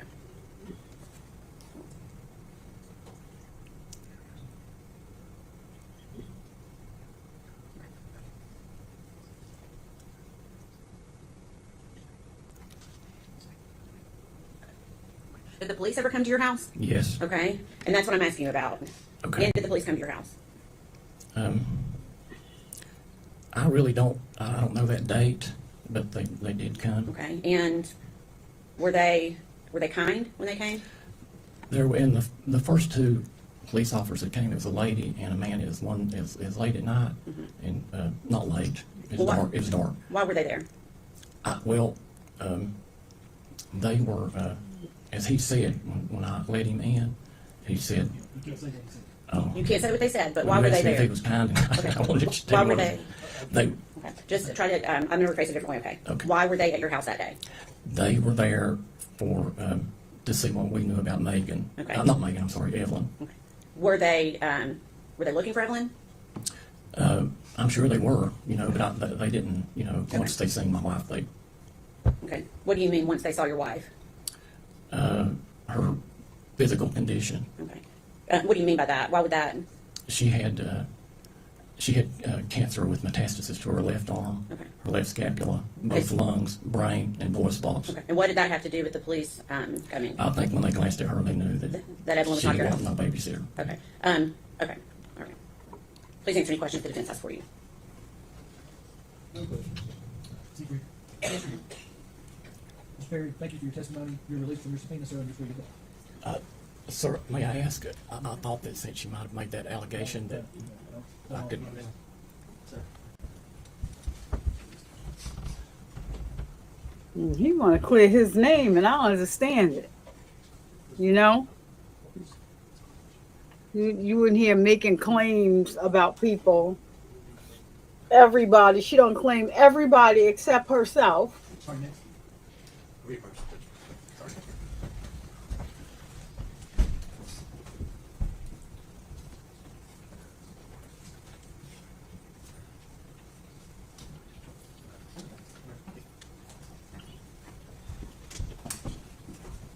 The next witness may take a little time. Does anybody need a break before we start? Anybody not? All right, Carrie, next. Yeah, call Michelle Yellow.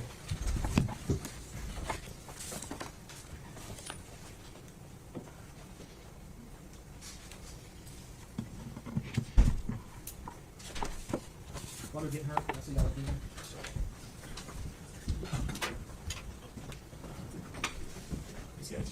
Oh my gosh, it's just always they gotta always go to the bench. Yeah, I was supposed to be turning this off, but I see that the people on the Twitter have all been here. So let me just go past the side. Oh, okay, I was getting ready to go past the sidebar for convenience, but they decided to go on back. Judge, are we still connected to the? Well, I don't want it to be, I guess, so we're trying to queue up the 1 hours without showing. Not now. Okay, thank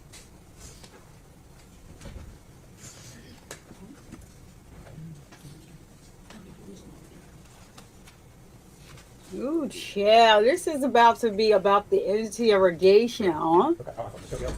So I'm wondering if I should just cut it off right here and get this witness tomorrow. I think I am, because she's going to be a long witness, right? So I'm going to just pick it up here tomorrow. I'm sorry about that. It's not too much left. So I'm going to actually pick it up tomorrow because she is going to be a while, and because she's I see moving forward that she's going to be on the talking about the interrogation. And so I don't want, it is 11:16. I'm tired. I'm going to bed or have an early morning. So I'm going to resume this tomorrow, and then we'll resume day 4. With day 4, they were in court today. So we'll just resume that tomorrow, and that's going to be tomorrow in the afternoon, probably about maybe 4 or 5. I gotta check and see what my daughter's work schedule is tomorrow, and so then I will make a determination on what it is. So it may be 6, because I believe that my daughter works until 5. So if she works until 5, maybe 6:15 or 6:30 p.m. tomorrow is when I'm going to resume, so that we can get through day 4. And then on Monday, we're just going to be live streaming the video, the live stream. Actually, this is a current case. It's currently going on. So we played catch up yesterday, today, and tomorrow. And then we're going to be live with the courts on Monday. So do come back here and watch the live stream with me, or and I hope that you guys can make it tomorrow, just in case you're not unfamiliar with the case, so you'll be just brought up to speed and you'll see everything that is happening. All right, so I'm going to get out of here. It's like 11:18 p.m. Eastern Standard Time. And I'm a little tired. I've been here all day, just trying to catch up so that I can go ahead and get this together on for Monday. So when they, come back. All right. So it wouldn't be me if I didn't end the show by raising awareness that men can get breast cancer too. So because of the stigma associated with the word breast, we started using the term pec and or chest cancer. So let's continue to break the stigma and spread awareness. And to my ladies,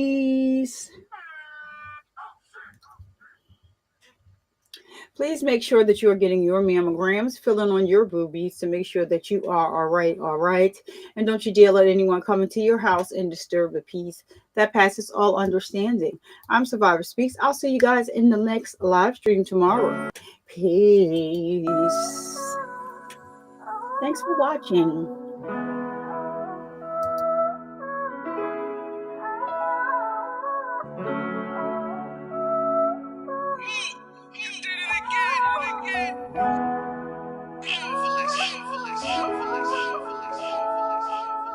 Full cycle, I just might though just like a Michael. Mama gone now, I'm thinking death is not we entitled. And it was me versus me, them battles had to fight through. And when you way in the dark, them demons try to fight you. But you can't let them when you gotta see the damn light. Diabetes came from nowhere, messed up whole life. That's what I used to think, my mama helped me out. I got one there in the sky to make proud, don't count me out. Let's get it started, rest in peace my mama, I don't wanna talk. Fresh fit, who that little nigga, fresh the way he walk. New drip, I'm that one dude creating all the sauce. News flip, you that one do the worker, not a boss. It's safe to say that after all this, I'm standing tall. It's safe to say that after all this, I'm still gon' ball. It's safe to say that